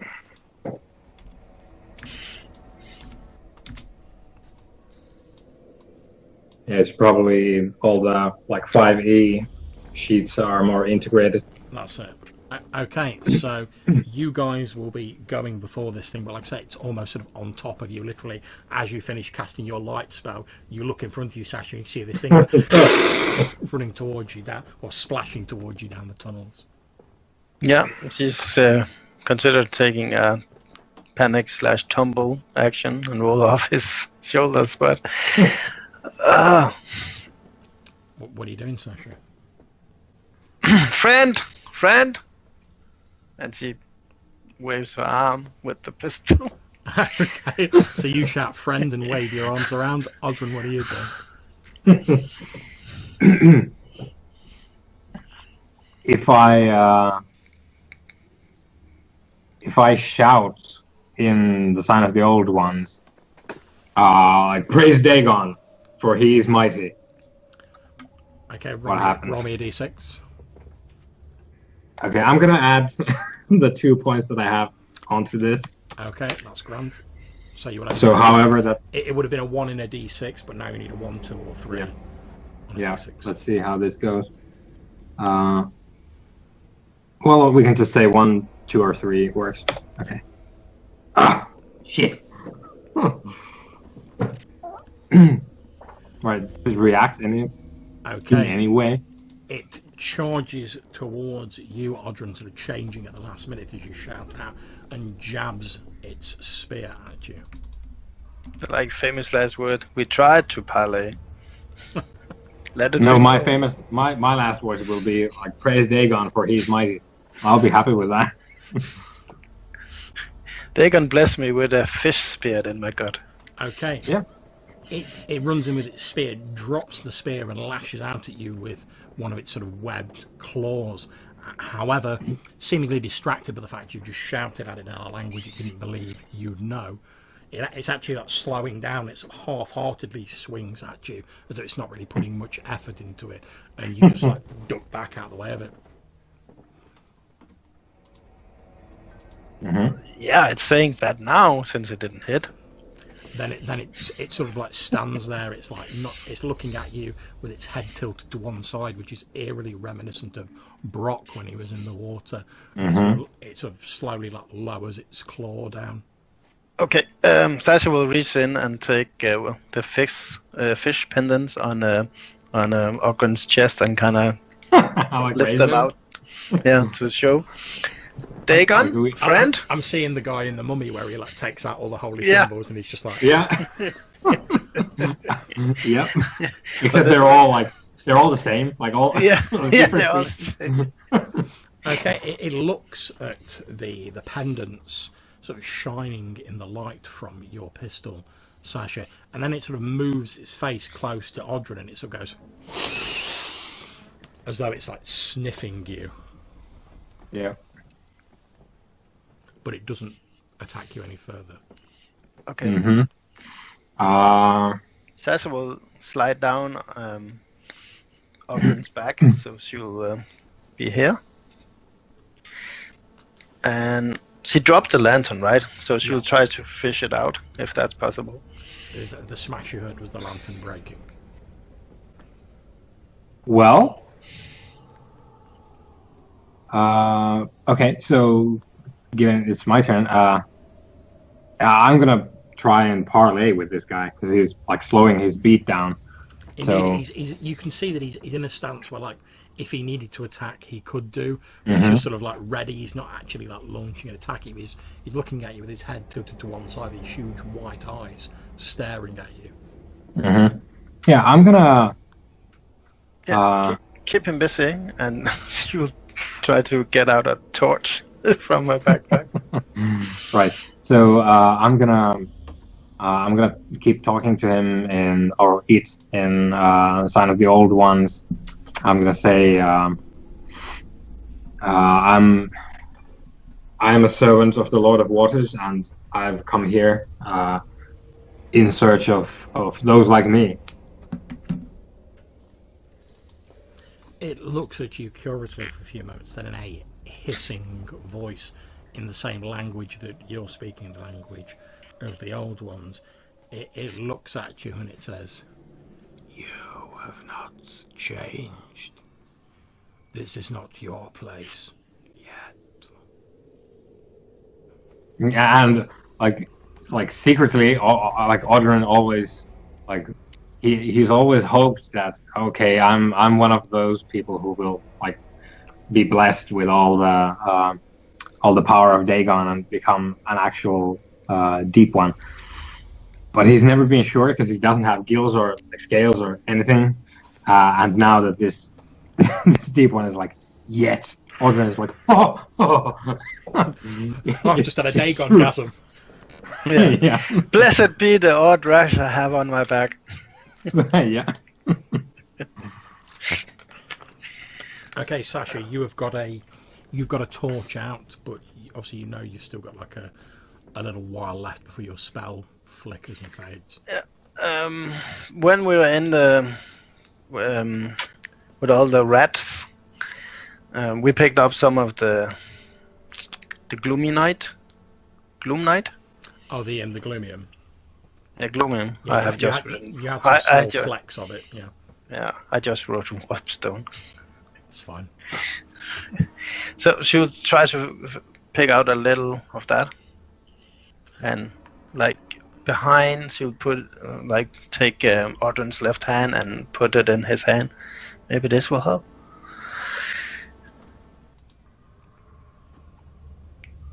Okay. Audran has become the diplomat and the ambassador down here. Yeah, this is a bad sign, or well, a good sign because we're talking to fishes. Yeah, so I have a fistful of Gloomium now. Yeah, like I say, it's only sort of like small flecks and chippings. It's not like you've got a big ingot of it, but Yeah. Yeah, you've got a little bit of it, and you can feel it in your hand. It feels sort of slightly warm to the touch. Mm-hmm. Yeah, I'm gonna. I don't know. I'm just like offer it to the deep one. It was like, huh?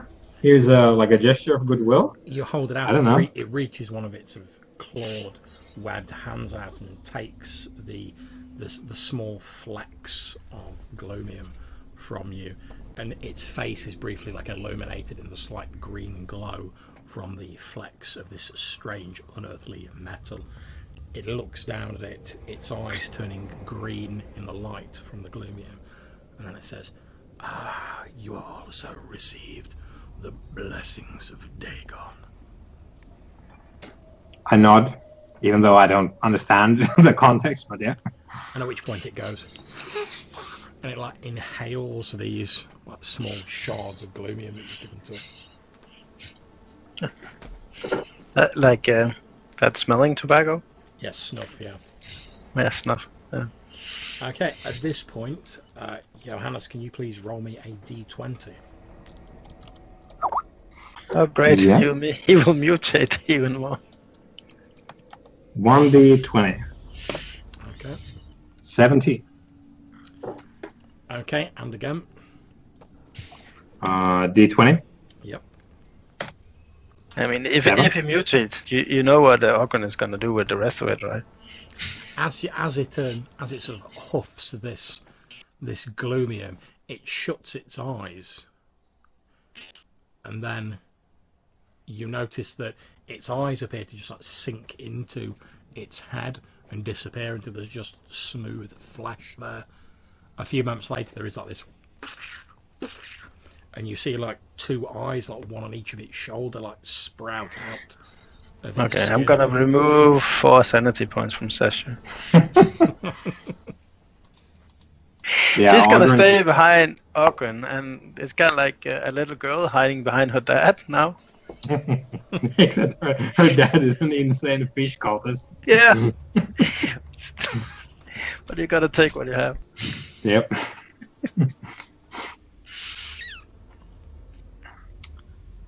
Okay. Yeah, Audrun's day just keeps on getting better. Like he's, I don't know, he's sort of like delirious with like religious zeal right now. So he's sort of like babbling in like bits and pieces of like English and the sign of the old ones.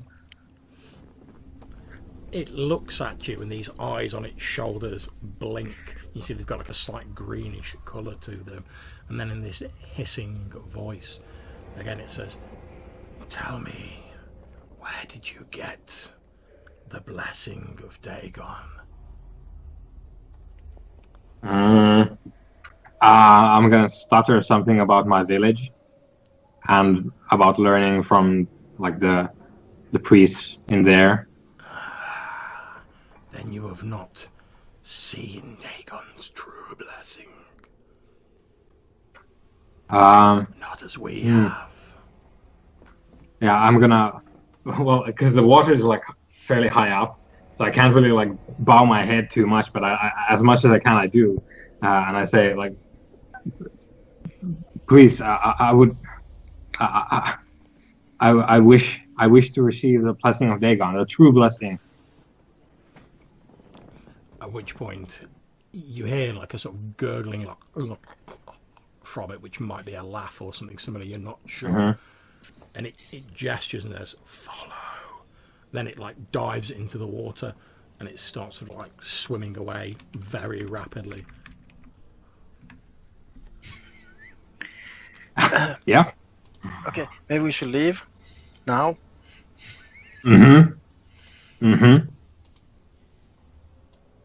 Right? Yeah. And apparently it's your turn, so.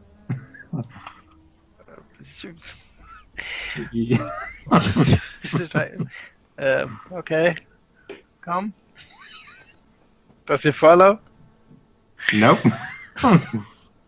Damn it!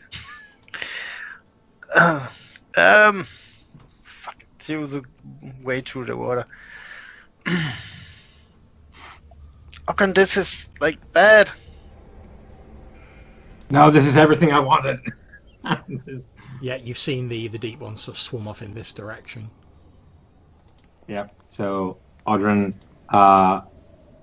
like, puts one hand on, presumably it's stone. It is, yeah, it's rock, yeah. Yeah. And like, keeps one hand on it as he follows. Are we swimming now, or can we still walk? You can still walk, however, your spell has started to fade. Hang on. So, go over here and try to light the torch. She's not gonna be fumbling with flint and steel. This, yeah. She'll point the pistol down here, and so she will shoot into the water, and she'll use the explosion in the pan of the pistol to hopefully light the torch. Yep, that is absolutely fine. The torch flares. The light doesn't extend as far as your spell, obviously, but you've got this torch burning away. You know it's not going to last massively long, though. Because you can see it sort of being consumed, obviously, by the fire, and you're trying to like hold it up out of the water as you're sort of moving along and trying to avoid the drips from the ceiling. She's really not happy. Okay, Audrun, just on the edge of the circle of light, by this flickering torch, you can see the deep one has sort of bobbed up out of the water as though it's waiting for you, and it gestures again with a webbed appendage. At this moment, she's cursing all the time she made fun of Will for bringing excessive amounts of torches. You only have 3 left. Okay, so Audrun has moved up. The deep one continues moving, but as it sort of moves, you hear the sound. You can't see it; it moves beyond the light. but you hear the sound change from a splashing to like the patter of feet. So you think sort of somewhere around about here, it must have like got out of the water somehow. She'll try to keep up. I'm guessing Ogden just shovels ahead with all his might. Yeah. And she's trying to keep up, but probably a little behind because she has to fight with the torch too. Okay, well, both of you move yourselves up to where you want to be. Okay, as you're getting to this area, you can see, so just in front of you, Odrin, the floor is sloping shallowly up out of the water, and you can see the deep ones have stood on the shore, water dripping off it. It looks a bit awkward and ungainly on land, as it doesn't have the grace it had when it was swimming through the water. If you think of like when you see like a penguin like zipping through the water and then waddling about on land, it's a little bit similar to that.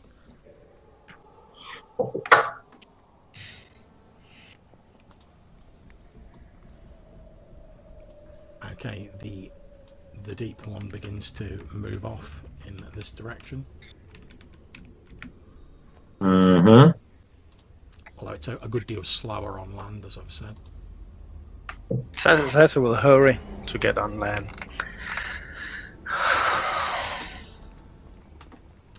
Okay, you climb up on land, and as you do so, sort of from this direction, you can hear what appears to be the sound of soft voices chanting.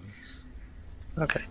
She'll put the pistol away, John, and take an unlit torch in her left hand, so she can use that to light, the lit torch to light the new one when it says that to go out. That's fine, you'll have no problems lighting your new torch. Yeah, but she's not going to do it yet. No, that's fine. No, like I say, you just don't have to like tell me that you just say I'm lighting a new torch, and yeah, that's fine. Yeah. Okay, so the deep one continues to move further into the caverns. What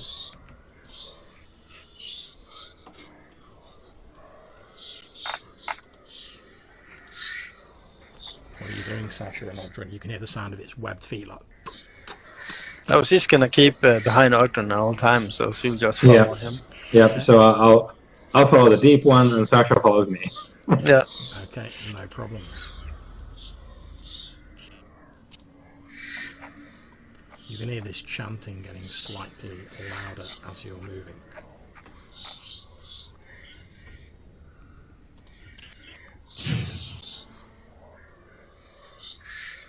And she's just going to focus on Ogden's back and try to block out all the unpleasant thoughts running through her mind.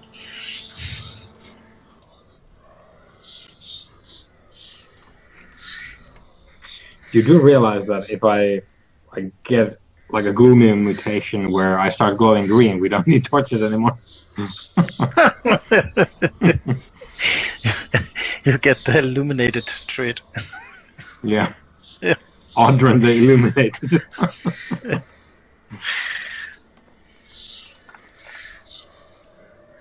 Okay. As you move forward, you see that a green glow appears to be bathing the cavern you're heading towards.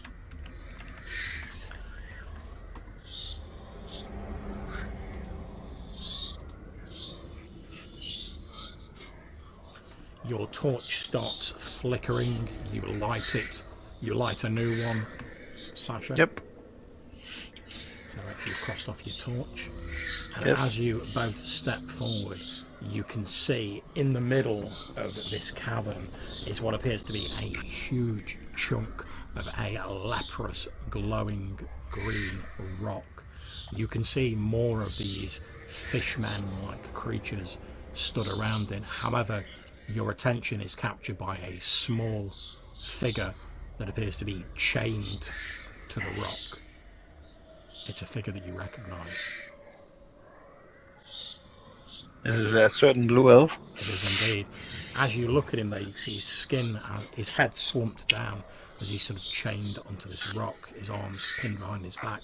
And you see he has an unhealthy sort of green tinge to his skin, and what look to be like vines and strange like plants are actually growing out of his skin. Oh. As you move forward, the deep one who has been leading you with its strange sort of eye-based mutation that it's acquired points at its glowing green rock and says, "See the true blessings that Dagon has bestowed on us."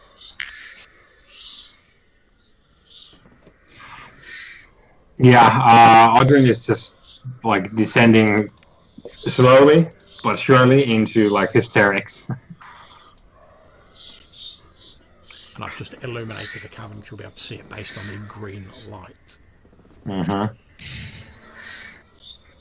You can see the three deep ones that are around this rock are effectively sort of like bowing, and they're singing praises to Dagon in their whispered, strangulated voices.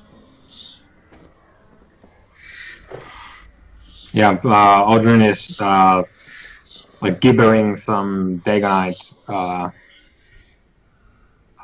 scripture and like quietly laughing. Okay, as you're sort of moving in, you can see that sort of like the area you're in is sort of only like faintly lit by the green glow from the rock, whereas like the glow seems to be getting like brighter the nearer you go to this rock. Doesn't seem to bother these deep ones at all. They're all loving it. They're all like praising Dagon like it's going out of fashion. You can see the figure sort of almost like crucified on this huge chunk of Gloomia.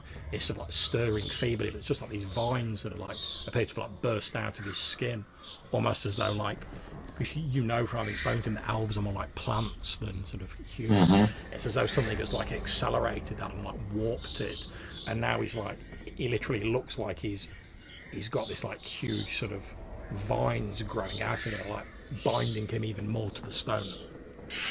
Okay, trying to remember what the elf actually said, but wasn't it something like becoming one with the ancestors, you will turn into a tree or something?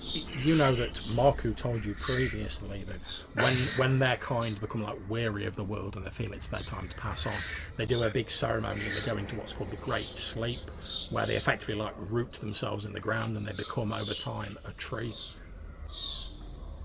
However, from the pained expression you can see on his face, you don't think a sort of serene descent into like the deep sleep is what. Yeah, not what he explained anyway.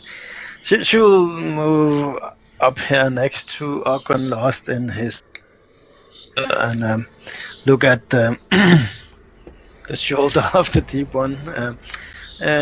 Excuse me. What are you gonna? What is the purpose of this ceremony? Ceremony.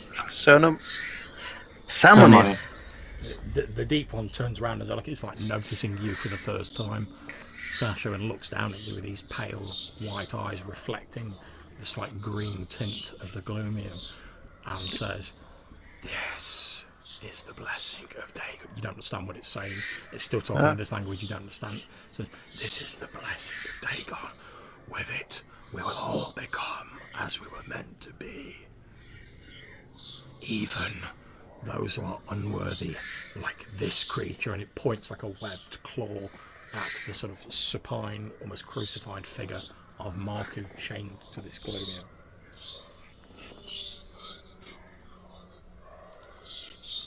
As it's saying this, Audryn, you're obviously like looking into the chamber, you're looking at this stone. You can see there are a number of sort of coloured stones, a couple of which look like gemstones, and what appear to be quite a large number of like silver coins, sort of heaped around the base of this rock as though they were made as some sort of offering. Is it wet on the floor here or dry? It's quite damp.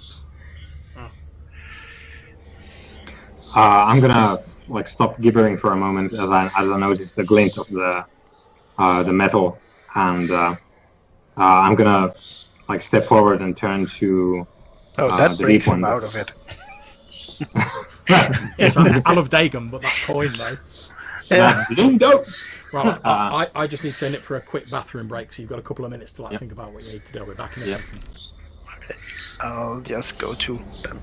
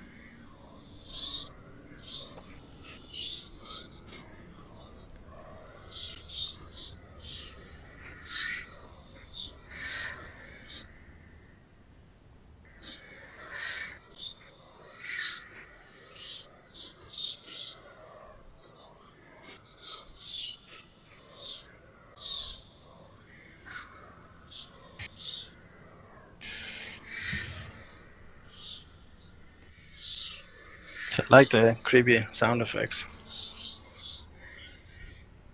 Creepy sound effects be creepy. That's the point.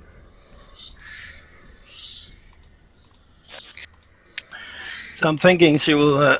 She can make a cold shot and hit all 4 in the head with if I roll 20.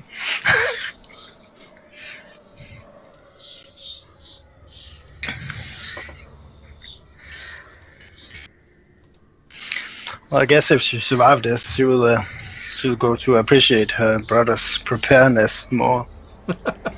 Yeah, I should think so. Oh, torches! Yes, we need more torches. Let's buy 50. You're absolutely right. Let's buy all the torches. Let's buy all the torches.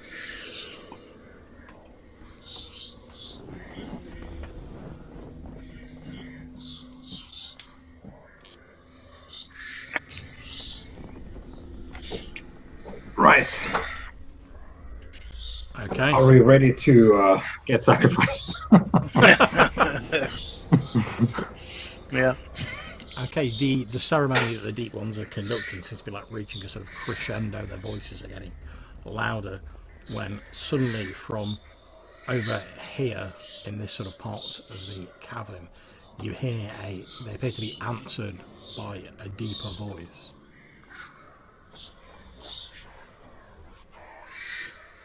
A deeper, like gurgling, similar sort of. Yeah. I think Audrun is like down on one knee at this point. You know, this would have been the perfect place to cast the bag of deck spells. Unfortunately, she spent all her spells on the light. But she will go to Ogren and kind of Ogren, snap out of it. And she'll like try to move him and then pull his hair. Come on. Where could you possibly go that would be preferable to death? But I was sure this is your religion. I mean, you can stand behind the corner. He's gonna put her in a timeout. Yeah, go to your room. Okay, Yeah, go to okay, your at this room. point, can I ask both Sasha and Audrun, can you roll me a d6, please? 4. Okay, 3. that's fine.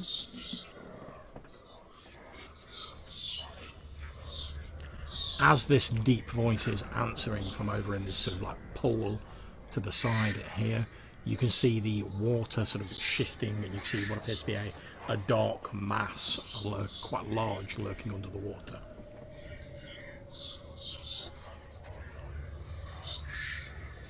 I'm going to consult the deep one next to me.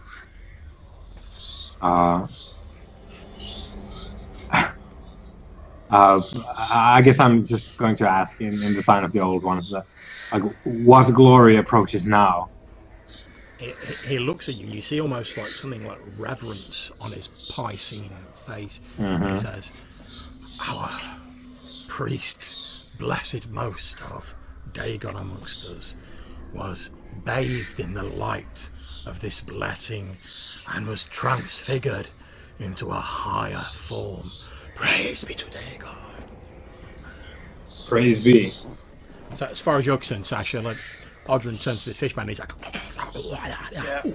Dagon! Which point Audrun's like, praise Dagon! She's gonna go to her corner. And while they are busy worshipping whatever lurks beneath, she's gonna take out her little cooking pot, and she's gonna place the bottle of oil in it, and she's gonna line it with gunpowder. Okay, you're making a crude bomb. That's absolutely fine. I understand. Very carefully. Just trying to, not doing anything here. Okay, as you watch slowly out of the pool, what appears to be a huge green-shelled crab with large claws rises up out of the water, and it begins to slowly move towards the ceremony.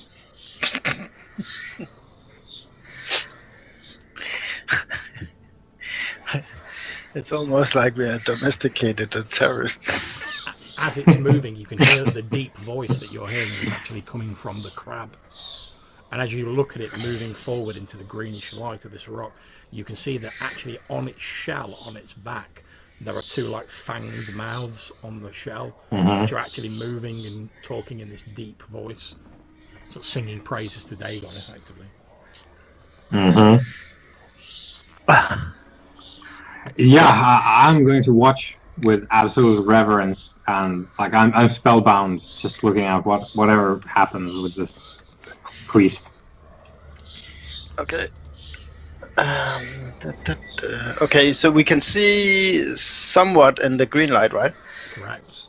So she doesn't light the new torch once that one runs out. Okay. She will move up here. I mean, is he focused down here? Yeah, you see he appears to have like fallen to his knees and he's facing like this huge green crab that's come up out of the water. Okay, I don't think that's Dagon. She was... Oh, fuck it. Okay, so Odrin Sasha leans close to your ear on her tiptoes and he's like, Odrin, I don't think that's Dagon.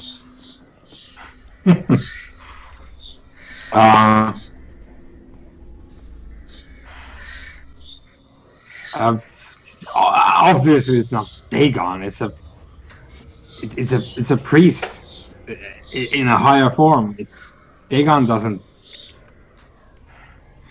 Oh, stupid! You're the priest in the higher form, and we need to do something. So get ready, and you probably gonna regret this. Draw her pistol and aim it. I mean, this guy, his eyes move down to his shoulders, right? Yep. Good. That will give me hopefully a blind angle. Yeah, he doesn't seem to be paying any attention. Like I say, he's falling to his knees and he's facing this crab sort of like... Yeah. So shoot him in the back of his head. Great. Okay. So make your roll to see whether your gun is working. Yeah. So now we'll see if Dagon is blessing me. Yes. Okay, it's working. Dagon has chosen the side. So feel free to make your attack if you so wish. Okay, so I forgot all the stuff Johannes always says, but it's something with bonus something shooting in the back, right? Yeah, you get a +2. Boom! Oh shit! Damn, That's son. a 20 plus max damage. Whoa! Who's Dagon on? Okay, since you've Dagon? rolled, normally that wouldn't be enough to kill it, but since you've rolled like a 20, I'm going to say that if you wish, you can like take this deep one out. You can literally sort of stick the gun against its end, like. Yeah. The shot will rip his head clean off. Indeed. So from next to you, Odrin, there's this loud like, and like the deep one's head just like disintegrates and it just like falls to the ground. You're splattered with a large amount of its slimy fish-like brains, and like smoke billows out from Sasha's pistol. The deep ones that are around the rock all suddenly like turn to face the noise and they're all like.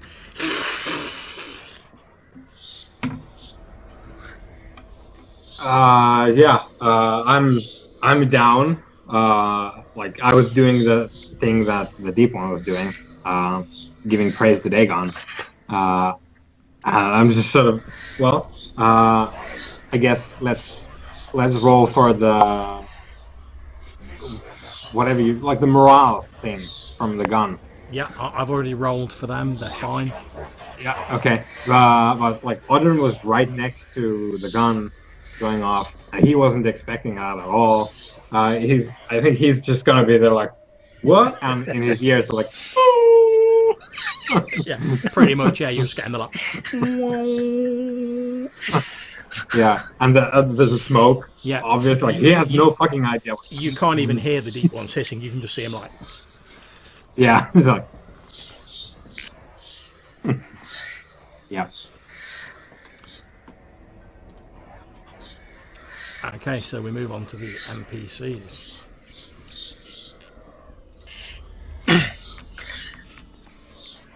I suppose there's no chance they will think better of the action than just go home. There doesn't seem to be. They seem to feel that you've like profaned one of their holy places. I guess that's a point of view. Okay, so one of them is going to attack Odrin. It was going so well. It misses, so it's still going pretty well for you, to be honest. Yeah. Okay, and one of them is going to attack Sasha. Okay, is your AC 15 or below? No, you're 16. So it scrapes along your armour, but doesn't actually do you any damage. Okay, Odrin. Still blessed by Dagon. I guess, like, with the sort of clarity you only achieve if you are, like, if you have spent your entire life worshipping a fish god and taking mushrooms, Odran reorients his, like, religious cosmology in this instance to be, okay, this is a challenge from Dagon to me. I need to prove my strength and capability, so it's gonna be clobbering time. I like how flexible Odin is in his religion. He's fucked up. Yeah, he's gonna, like, okay, the contest is on now, and there's the deep one who tried to claw his face up, is gonna hopefully get a good helping of the fish head cudgel, and here it goes, the swing. 11? Okay, you swing your fish head cudgel at it, and it almost casually just like knocks it aside with its clawed hand. Okay, Sasha. Okay. She will. I've removed that. So she will drop the pistol and grab her rapier and stab this one. Okay. Make your attack roll. Nope. Okay, you swing with your rapier, but it sways backwards on its feet, just out of reach. Okay, we come to the NPCs.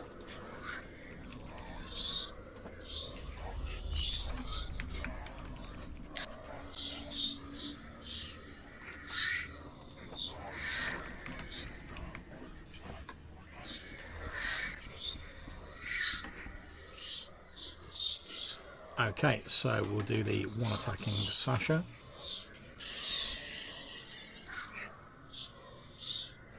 Again, misses, so the one attacking Odrin. Hits and does you 3 damage, Odrin.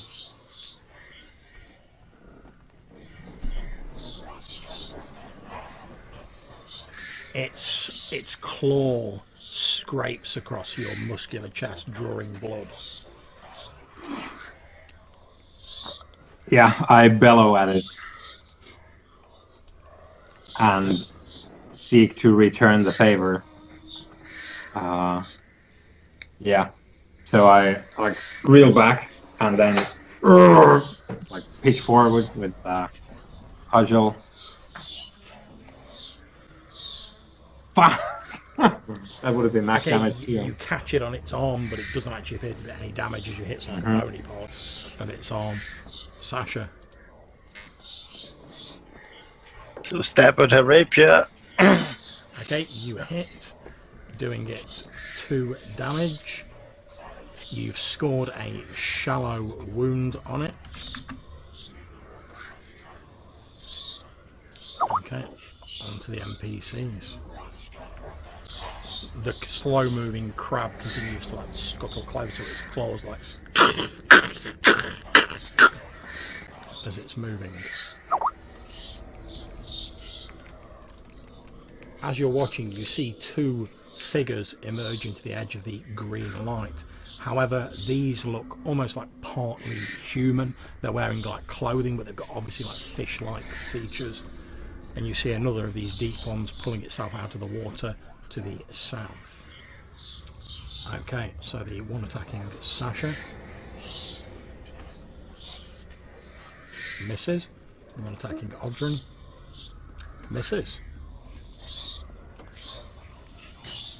At which point your light spell disappears. So you're now only fighting by the green light of the huge chunk of Gloomium. Yeah, a little moonlighting. Moonlighting. Indeed. Okay, Odrin. Yeah, I'm gonna dive between these two, dodging the blow that was aimed at me, and I'm gonna try and smash this guy.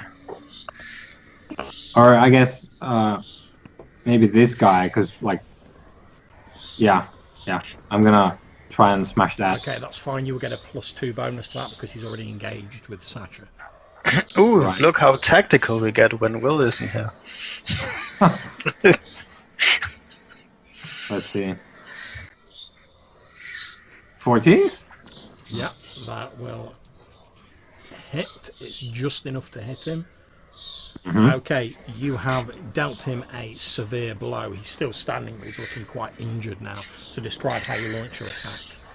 Yeah, so the deep one fighting me reaches in with the claw. I dive under it, the swipe, and come up between those two deep ones, and just like a quick glance to both of them, and just like an opportunity swing just to the back of the head of the deep one Yeah, next to me. your cudgel crunches into the back of his head and he staggers forward a bit before righting himself. Okay, Sasha. You can see, Okay, the deep one in front of you now is like severely hurting. You can see that blood leaking from the back of his head, where Odrin's like, staged part of his skull in. She's gonna quickly stab ahead using the surprise element. Okay. Ooh. Okay, describe how you dispatch that deep one. Okay, so she stabs it in the back of his neck, and the point of the rapier comes out of his mouth, and she kind of surprised for a little moment, and quickly withdraw her rapier. Indeed, he slumps to the ground, dead. Okay, pardon. I think I have a plan. She hopes. Okay, another deep one charges into the side of you, Odrin. Oh boy. You see the two sort of like hybrids are moving in as well, although they seem to be hanging back a little. No doubt their deep one masters will deal with you first. Okay, so the first one attacking you, Odrin, hits you for a mighty 1 damage. I have 17. Oh, okay, in which case it misses. It just scrapes along. In fact, one of your sort of many blinged necklaces, sparks come out of it as its claw like... Praise Dagon. I am the chosen one. Okay, the second one also misses. As you shout out praise Dagon, it seems to cause it to sort of hold back a little, unsure of what's actually going on and why you're here and why you're shouting about Dagon, and it doesn't hit you. Okay, at this point, can I ask both of you to please roll me a d6?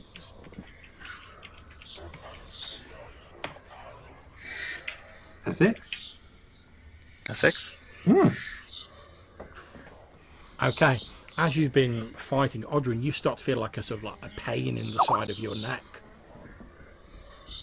Come after fish. Yeah, it's because the swipe that hit me didn't hit me like in the neck, right? No. So yeah, It's like a sort of stinging pain as he'd like grazed your skin.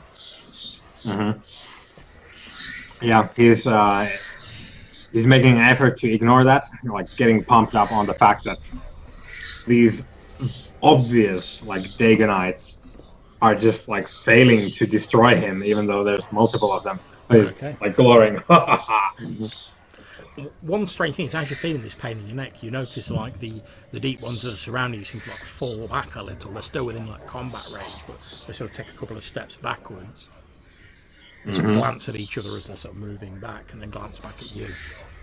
Yeah, and he just takes that in stride as being like, obviously they now see that they can't harm him because he's so mighty thanks to Dagon. So like it's appropriate that they would back off from his like glory. So it's my turn. Yeah. Gonna try and crush this guy. Okay, go for it.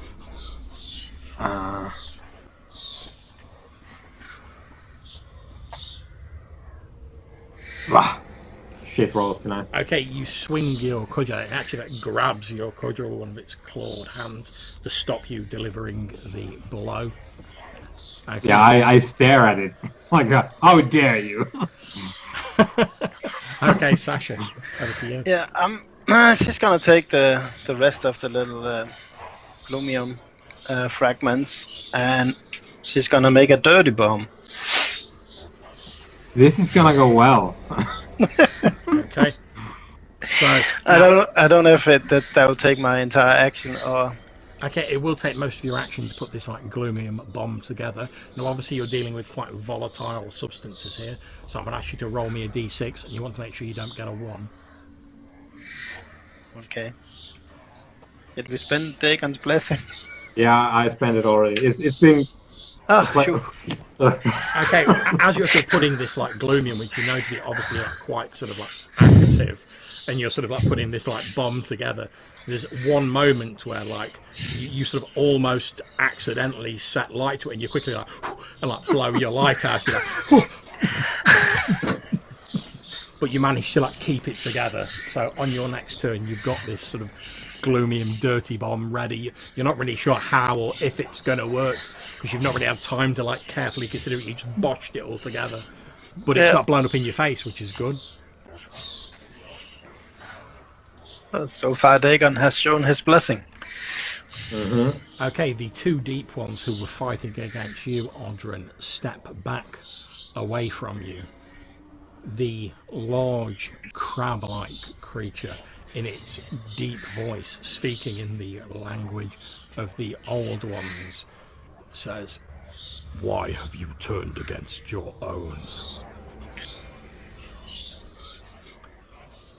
I presume it's addressing me. And I point the cudgel at it, the crab, and I say, I have done nothing but respond to your test and the crucible of strength that Dagon has led us into. As you're saying this, like, the pain in your neck is like getting slowly worse. The crab responds and says, "Your human pet spilt blood of the faithful in this holy place. Blasphemy."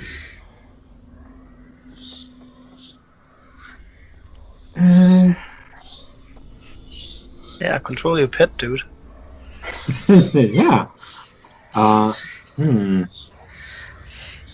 don't know, like, Odran is puzzled by this because he has never actually like interacted with deep ones before, or any worshipper of Dagon that wasn't a human. And like up top, like in his village, they were all about like the blood sacrifice thing. He's like, because he's not that bright. he's like trying to figure this out. Like, blood sacrifice is a no-no. Like, that's my jam. Are you saying it's bad to sacrifice others? Huh? You think it's probably specifically referring to the fact that a deep one was killed, because it mentioned blood of the faithful. Yeah. I mean, looking at poor old Maarku, like, chained to this, like, gloomy, they're obviously, like, down with the whole sacrifice thing. Yeah.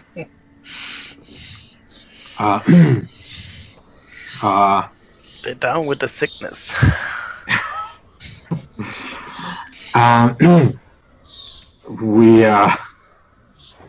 It was a misunderstanding. These new weapons, they discharge so randomly. The vagaries of a new age. one which I, as an adherent of Dagon, I'm an outcast of. Throw down your weapons, and we may yet allow you to leave. But you will be back. You have been touched by Dagon.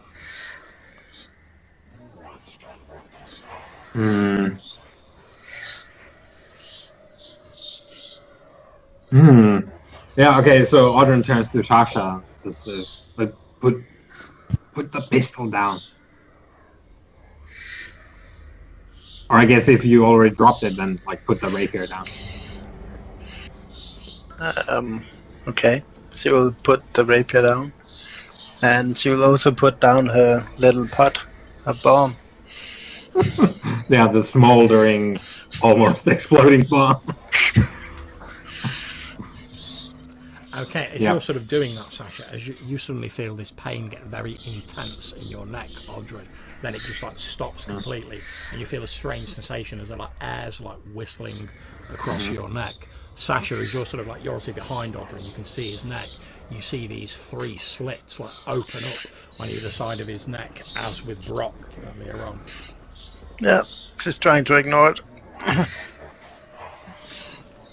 As that happens, like all of the deep ones around in their own sort of twisted tongue are all like, "Praise Dagon." Yeah, I join / lead them in the praise, like holding my fish cudgel up, which I don't think is a weapon at all, so I don't drop it. So I hold it aloft and like, yes, praise Dagon. Okay, at this point, Sasha, can you roll me a d6, please? Yeah.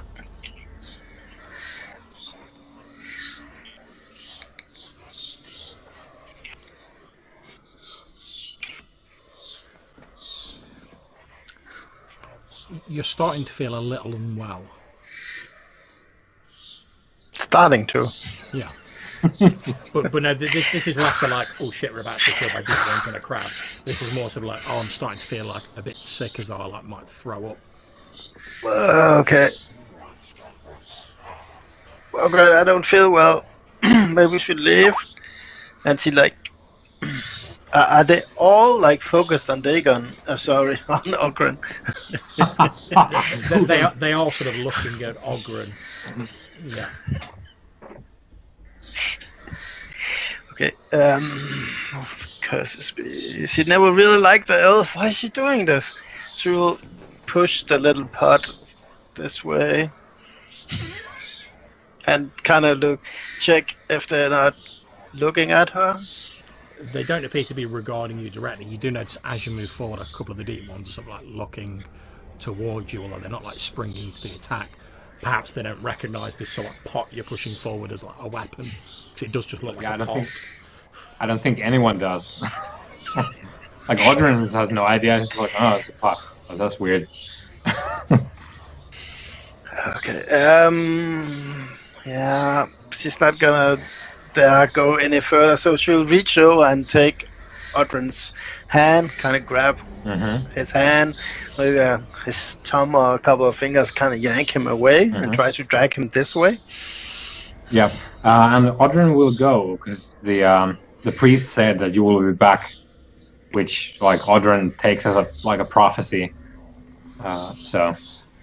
Okay, well, move yourselves the way you want to move, guys. Since we're not technically in combat rounds anymore. Because... Yeah. Okay. She looks at him. Get ready to run.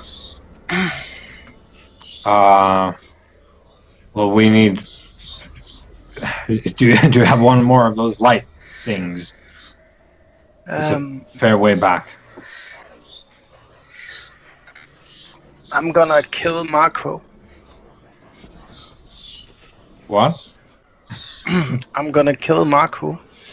And she pulls out a pistol. As you're saying that, you raise your pistol, you hear the deep ones like, and you look across, and for a moment your eyes lock with the twisted, mutated form of Maarku. You see his one good eye, the other has like a larger root growing out of it. His eye widens, and then you just see him nod his head slightly, And he mouths the words, "Thank you." And then she's gonna shoot the pot and run like fuck. Okay, make an attack roll. Then you need a 10 or above to hit the pot. Okay. Here's hoping Dagon is with us. Don't roll a 1. Justin, yeah. Okay, And that's a hit rapier. the pot. Oh yeah, that's with your rapier. Oh, So sorry. I'm willing to take the roll because it was still a d20 roll. So, I mean, you weren't rolling for damage, so that's absolutely fine. There is a loud, and this huge bright green explosion flares up in the cavern. You hear the screeching of the deep ones and the sort of loud groans of this huge crab creature. For a moment you're blinded as this green flash blares out. You hear like a, and you notice like a few rocks start falling from the ceiling. Okay, what do you do, guys? We run. It's like Audrey is just like, what? Yeah, it'll go nuclear. We'll see the village up top like a green mushroom cloud. Yeah, because like John mentioned that it's very active and volatile, and you just fucking threw a bomb at it. And just... Okay, so you guys make your first move. As basically this wave of like green fire is like rushing down the tunnels towards you. Okay. Let's go, Ogren. Come on. Yeah. And as she runs, she will try to frantically light her her torch. Okay, roll me a d6. If you get anything but a 1, you're fine, because obviously you're like trying to run and light at the same time. Roll 1d6.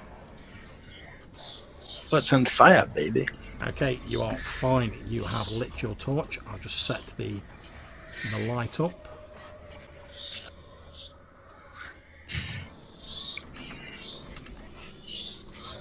So, miraculously, as you're both running, somehow Sasha manages to like light this torch.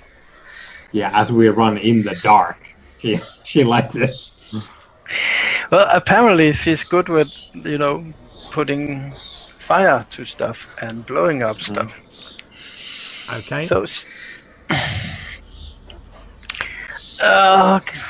this is the way she knows. So she's gonna curse and run around in the water with her hands very high. Okay, as you're running, you can hear the sound of feet from this direction. As you dive into the water, make me a d6 roll to see if you're caught in this gout of fire. Anything but a 1 or a 2 and you're fine.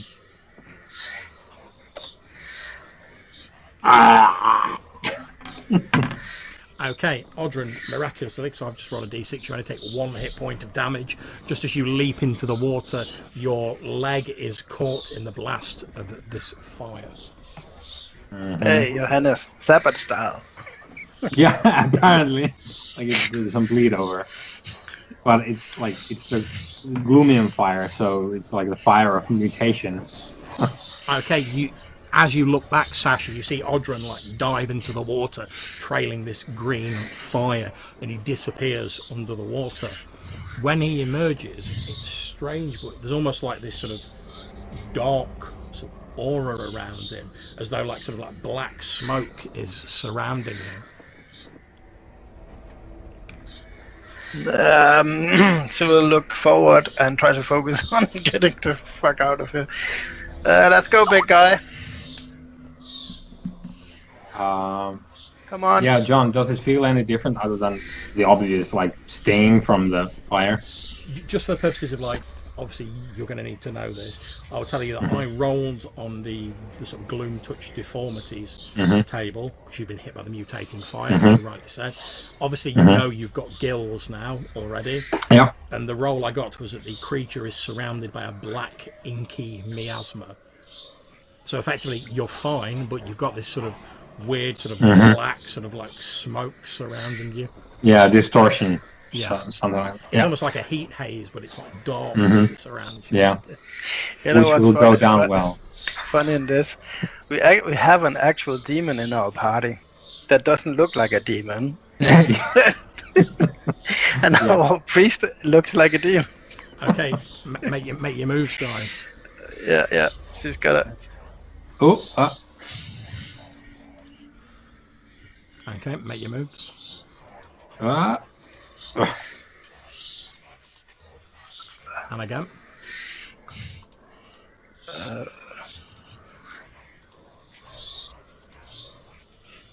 Okay, keep moving. I'll tell you if you stop. It's really unfair that I'm so crappy at finding my way. She'll almost panic. No, wrong way. Okay, your torch goes out. Fuck. She'll light the last one. I think we're fucked. We need a new party for next session. Which way, Argren? Which way? I mean, it all looks the same down here. Should we go this way?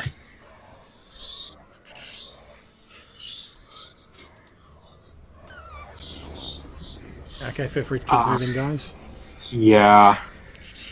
I don't think feel we just- came this way, but she will go down here. Okay, give me a moment. I'll move you onto the other map. I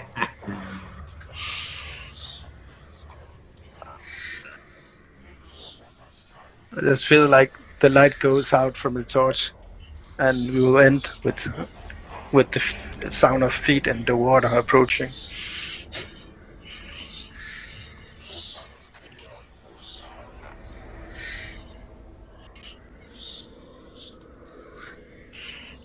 Just because you throw a dirty bomb in the lair, I mean, no reason to get all antsy about it. Yeah, just because.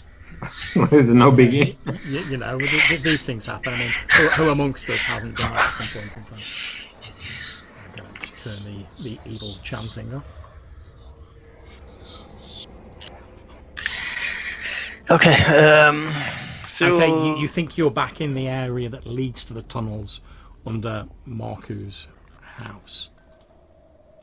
As you look, you can see the cliff that you... it's not really a cliff, but the incline you scaled down. You can just about make out the patch of elven blood at the top of it. Okay, cool. Give me a boost. Yep. So get up and stretch down a hand to help him. Yeah, that's fine.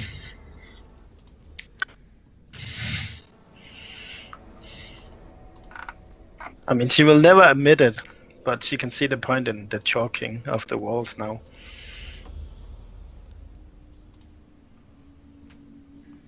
Okay, so she'll run very fast through here, like double speed. Yeah, that's fine.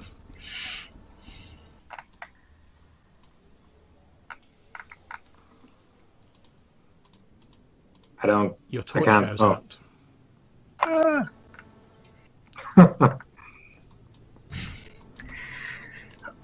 Okay, hang on. Can you hear me? Mm-hmm. Okay, come over to me. She'll kind of reach out her hand in the dark, see if she can feel him.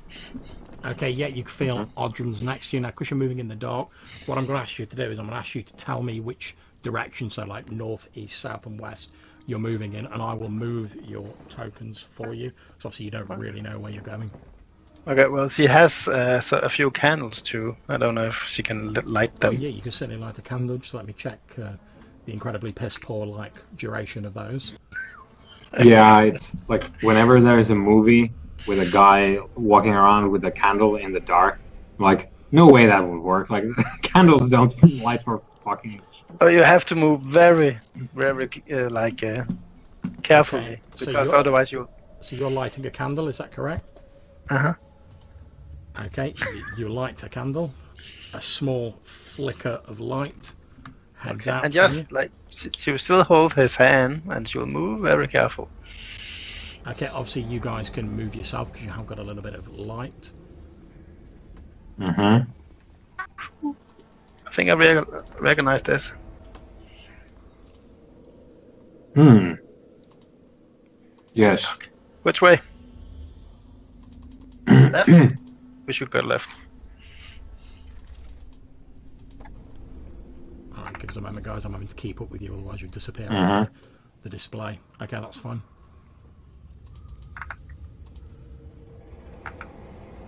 I mean, if you feel this isn't the right way, Ogren, just say it, right? I mean, you would do that, right? Yeah. Let's see. Let's see how this goes. Okay, as your candles guttering and dying, you reach the edge of the tunnel. Looking up, you can see the hole in the roof that you know leads to Maarku's house. Okay, she lets out a sigh of relief.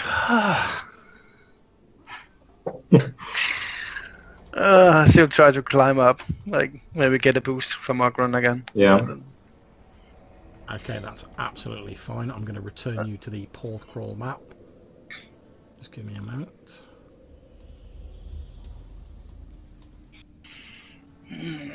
And she's gonna lie down on the floor in his house. Okay, we're never gonna do that again. Right? We're not going down there again. Ever. Well, I think I have to. Just say yes. Oh, jeez, man. At some point. Just say yes. We're not going to go down there. I mean, I will go down there at some point. Okay, as you emerge into Maarku's house, you can still see that there's still this weird sort of like flickering, like dark miasma around Odran. Now you're no religious person, Sasha, but you know that's probably not going to go down well with the God Botherers. At this point, we probably can't stay here. She looks at him, you know. You have this, like, haze around you? It is the power of Dagon invested in me, bleeding through me into the world. Okay, well, maybe next time could you ask him to be a little more subtle about his blessings? To be fair, you want to think yourself lucky that was one of the more subtle blessings. Yeah, it's not like it's not like he's got a random like eye up here in his forehead or anything. Yeah. Well, at least he can like have a bang. We can make a bangs, so he'll go with it. Okay, so you're both lying on the floor of Maarku's house, sort of like panting. You know, you're out of breath. You've obviously just like ran hell for leather through these tunnels, like by the flickering light of torches and candles. Mm-hmm. Just as you get out, you collapse on the floor. There's a and your candle goes out.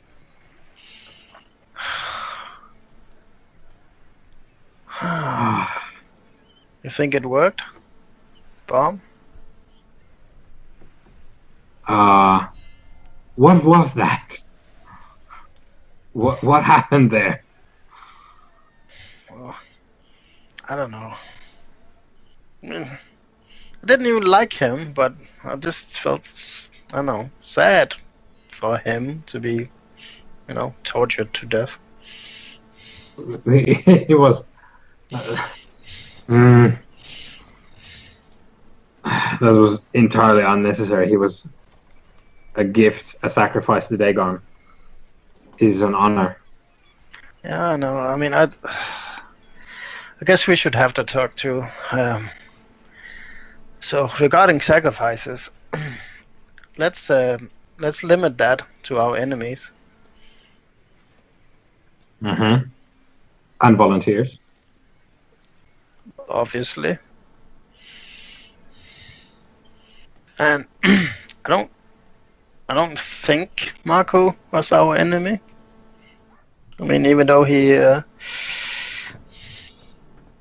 was kind of shifty, but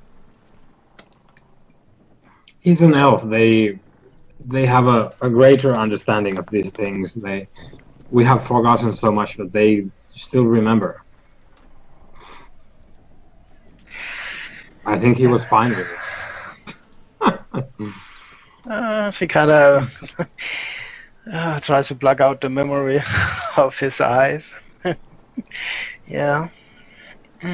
Well, again, hey, it's over now, right? I mean, we can go back to, small stuff like grave robbing and, at one point I had this idea that we could do some highway banditry. I mean,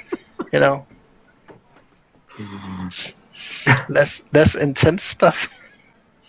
That would involve a lot of enemies, right? Obviously, I mean, and you also have the. To try to remember who's the enemy here, the royalists. Yes, those royalists would make good sacrifices. Yeah. And as like, you're having this, sorry, go ahead.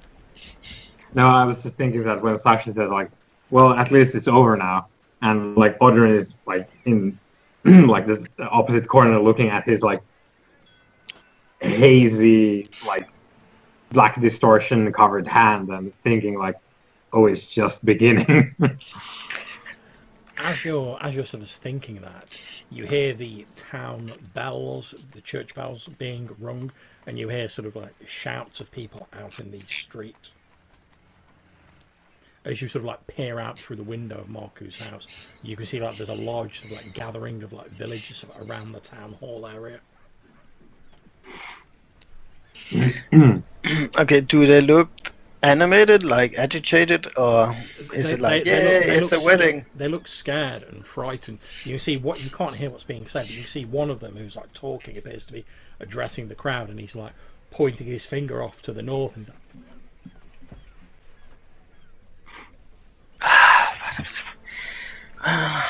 so we'll quickly rummage through the stuff he has here. Is his cloak here? yeah. Okay, so you'll put on his cloak and kind of the hood down. Mm-hmm. Okay, you stay here. Obviously, if someone gets up from beneath, you can leave.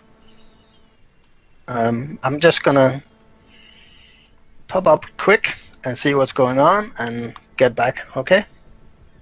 Mm-hmm. Maybe he still have some spirits here you can enjoy. Haha. Once he pops out. Okay, as you head down, as you get to this crowd, the guy who's like pointing to the north, he goes, "It's true, I tell you! Saw it with my own eyes, the whole bloody village!" What happened?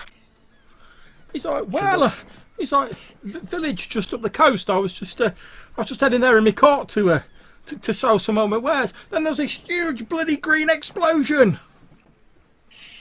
Okay, she goes pale. I don't know if it shows on her green skin. Let's see. Luckily for you, because he's obviously like more excited in telling his like fabulous story, he doesn't appear to like look under your hood or sort of notice. He's just like, "It's true, I'll tell you, bloody green fire up into the sky, I saw it." And all the villagers are like, "Oh God, what could that be?" And they're all like sort of looking quite panicked. A few of them are like crossing themselves. What kind of dark weapons do they now employ at the royalists? And she will try to get out of here. Okay, one of the villagers goes, "Oh, it's true. I heard how it was the royalists who did for old Salazar back up at his tower. They've got terrible things. But maybe like she says, it's like a new weapon they're bringing in for the war." And someone's like, "Oh yeah, well, I heard they have got like new weapons," and they all start sort of like discussing the potential like evil weaponry that the royalists have got. We actually launched a medieval nuke. As you're sort of heading back to Maarku's house, you can still hear this like animated guy who's like pointing into the distance. He's like, "I saw in a plume of green hellfire up into the sky. It's judgment, I tell you, judgment." And because of the crowd's all animated, they're all like talking or like screeching at each other and shouting. You're easily able to like slip out of the crowd. Okay, so quickly open the door and lock it again, shut it again, and lean towards it. Is he still here? Yeah, Odrin is there. It's bad, real bad. Like an entire village got caught in some sort of explosion. Mm-hmm. And But don't you think it's related to what took place underneath? could be. You made a big explosion there. Yeah. I didn't know it would be that big. Well, you do know effectively that you went, oh, I've got this bomb that's got like a small amount of like gloomium in, which seems to be like really reactive. I wonder what'll happen if I like blow this bomb up next to a fucking huge chunk of gloomium. Yeah. Mm-hmm. But hey, desperate times. And desperate times call for a nuclear fire. And indeed, as you peer out of one of the other windows of Maarku's house and you look towards the north following the direction that Sasha was describing, just sort of over the rise of the land, you can see this plume of like black-green smoke billowing up into the atmosphere from presumably this unfortunate village. And as you gaze at the smoke, and William walks out of Smelly Alley, having bought all his provisions, going, the fuck is going on here? That is where we are going to draw an end to the session, guys. Thank you very much for playing. I hope you both enjoyed it. Yeah, Yeah, sure. Great. Okay, as always, I'm happy to chat for a bit after the session, but for now, to anyone who's watching this, thank you very much for watching.